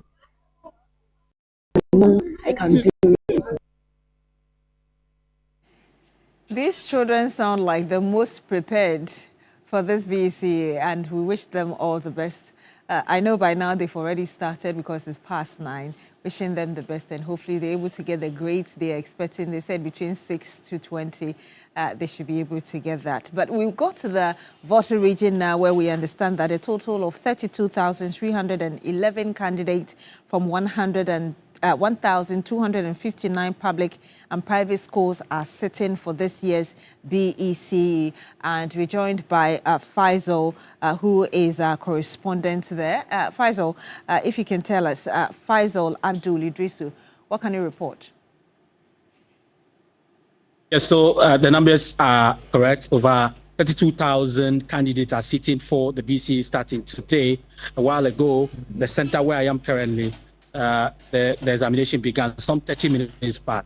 Now, in the whole municipality, over 3,000 candidates are sitting. A total 3,232 are sitting across 11 examination centers. Now, I want to run you through the figures in terms of the male-female representation. This year, for the whole municipality, 1,541 boys are sitting for the examination, and a total 1,691 are sitting for the examination. Now, for the whole municipality, again, the schools we are talking about in total, there are 76 public schools and 37 private schools, making up for the total 3,232 candidates sitting across the 11 centers here in the municipality. All right, and what's the atmosphere looking like aside from the numbers? Yes, what's the atmosphere looking like aside from the numbers? Well, so a very calm atmosphere. The candidates seem very prepared. I spoke to a few of them earlier. They indicated that they are very optimistic, making good grades to make it to the best schools in the region and beyond. They have some also mentioned that, well, this is their first ever time leaving the comfort of their classrooms for an external examination, and so they feel very nervous. But because today is the starting day, they are very hopeful that between now and the very last day, they will take the very final paper. They will be used to this very arrangement and new environment altogether. Stakeholders have also been monitoring the examination across the centers. A while ago, the Volta Regional Minister, James Gunu, the Municipal Director, Dr. Esther Ajima-Yabua, were all here to engage the candidates right before the examination began. The key issues they've been speaking about are the fact that, well, they have put in so much effort up until today, so they should not allow this effort to go in vain. They must focus and ensure that they make good grades. But of course, the issue of exam malpractice, which is a national conversation, they caution the candidates against it, indicating that if any of them is caught engaged in any act of exam malpractice, definitely they are not going to let the person off the hook. They are going to deal with the person, and that would also mean that it is going to have a toll on their long-term life and, for that matter, their academic journey. And so they are cautioning the candidates against any of such activities. Indeed. Thank you very much. Faisal Abdul Idrisu, reporting live from the Volta region. Thank you. But let's hear the Volta Regional Minister, James Gunu, who also spoke to you earlier. Motivate you so that this year we can have more of such awards coming from the metropolis. May I see by hand those of you who would like to receive these presidential awards? Very good, very good, very good. So the president has asked us to tell you to remain focused, because a lot of preparation has gone into what you are coming to do today. You have prepared yourself, were so determined, and the effort that you put in will not be in vain. We also use the occasion to thank your teachers, your guardians, your parents, and everybody who has contributed to making this day a possibility. The president asked us to tell you that this is just the foundation. Once you are able to lay it very well, you can build upon it. And I can see success around all of you already. Remain focused. And also, after after the examination, the president has asked us to tell you to celebrate responsibly. And you just watched James Gunu, who is a Volta Regional Minister, advising the students not just towards the examinations, but after they're done. He said they should celebrate responsibly. Some of you are celebrating your birthdays today and want to help you celebrate. Let me start with Dr. Senanu Jokoto, Deputy CEO, National Health Insurance Authority. Is coming from Derek Abuchi and the entire staff of the NHIA, as well as Roland Walker. Happy birthday to you, Dr. Senanu Jokoto, and wishing you all the best for the day. A number of you have also sent in your birthday messages. This is coming from Kwablavi of Pokwase, Benghazi. And he says, I'm wishing my daughter Grace Noklim Awume happy birthday. She should learn hard at Accra Technical University and be a good girl. I'm wishing her long life, joy and happiness. Coming from Kwablavi of Pokwase, Benghazi. A happy birthday to all of you. And yes, let's see who else is celebrating their birthday today. As we always do here, we help you to celebrate your day in a very big way. Yes. So who is celebrating your birthdays? Let me see which of you have already sent in more in terms of birthdays. There's one coming in from, and it is actually not now. You're celebrating your birthday later in the course of the week. And this is to you. Okay, you didn't actually add your name. Okay, Madam Eugenia Kobina. And happy birthday to you in advance. Yes, from your loved ones. Francisca Arabachum, may grace surround you always from Prisla. Happy birthday to you. Florence Owusu, may the Almighty God protect you with good health. Also, Nima to Yahaya, happy birthday to you, ma'am. Sylvia Bema Efriye, happy birthday to you, ma'am. Madam Comfort, happy birthday to you, madam. Charlotte, happy birthday to you. Miss Agnes Ekia Danswa Amuafo, happy birthday to you. Prince, happy birthday to you, Prince. Raphael Fifi Gizom Fad, coming from Mr. Sowa. Yes, and Helen. They wish you all the love you need. Happy birthday to you, Kofi. Miss Georgina Ahenkwa of Pentecost Hospital, Medina. Happy birthday to you, Miss Georgina. Michael Seduji Kasu. Happy birthday to you. Or is it Mikhail? Dr. Senanu Jokoto, I just mentioned that. Deputy CEO, National Health Insurance Authority, from Derek Abuchi, the entire staff of the NHIA, and of course from Roland Walker as well. Happy birthday to you, sir. ACP Freeman Tete. Oh, happy birthday to you. From Roland Walker and all of us. Abraham, happy birthday to you. Selom Ejay Lai, happy birthday to you. Honorable Dorcas Afo Tofe, happy birthday to you, Honorable. MP for Jomro. Renee team, happy birthday. Ella Entry Buesiakun, happy birthday, Ella. Adepa Charity, happy birthday to you, Adepa. Solace Mensa, happy birthday to you. Bridget Dakwa, happy birthday to you. Pastor Joseph Adechi, happy birthday to you. Loretta, happy birthday to you. Abigail Nyamikuma, happy birthday to you. Rhoda Baba Edia, happy birthday to you. Rebecca Bote, happy birthday. Okay, just read that. Happy birthday to you. Ray, happy birthday. Dennis Akwete, happy birthday to you. Reverend Richard Kwatin Achi, happy birthday to you, Rev. Abigail, happy birthday to you. Ya Mansa, happy birthday to you, ma'am. Angela Owusu, happy birthday to you. Benes Jemfua Ajiman, happy birthday. Honorable Paulo Otis Dentu, happy birthday to you. Jamila Suleiman, happy birthday, Jamila. Na, happy birthday. Charles Otu, happy birthday to you, sir.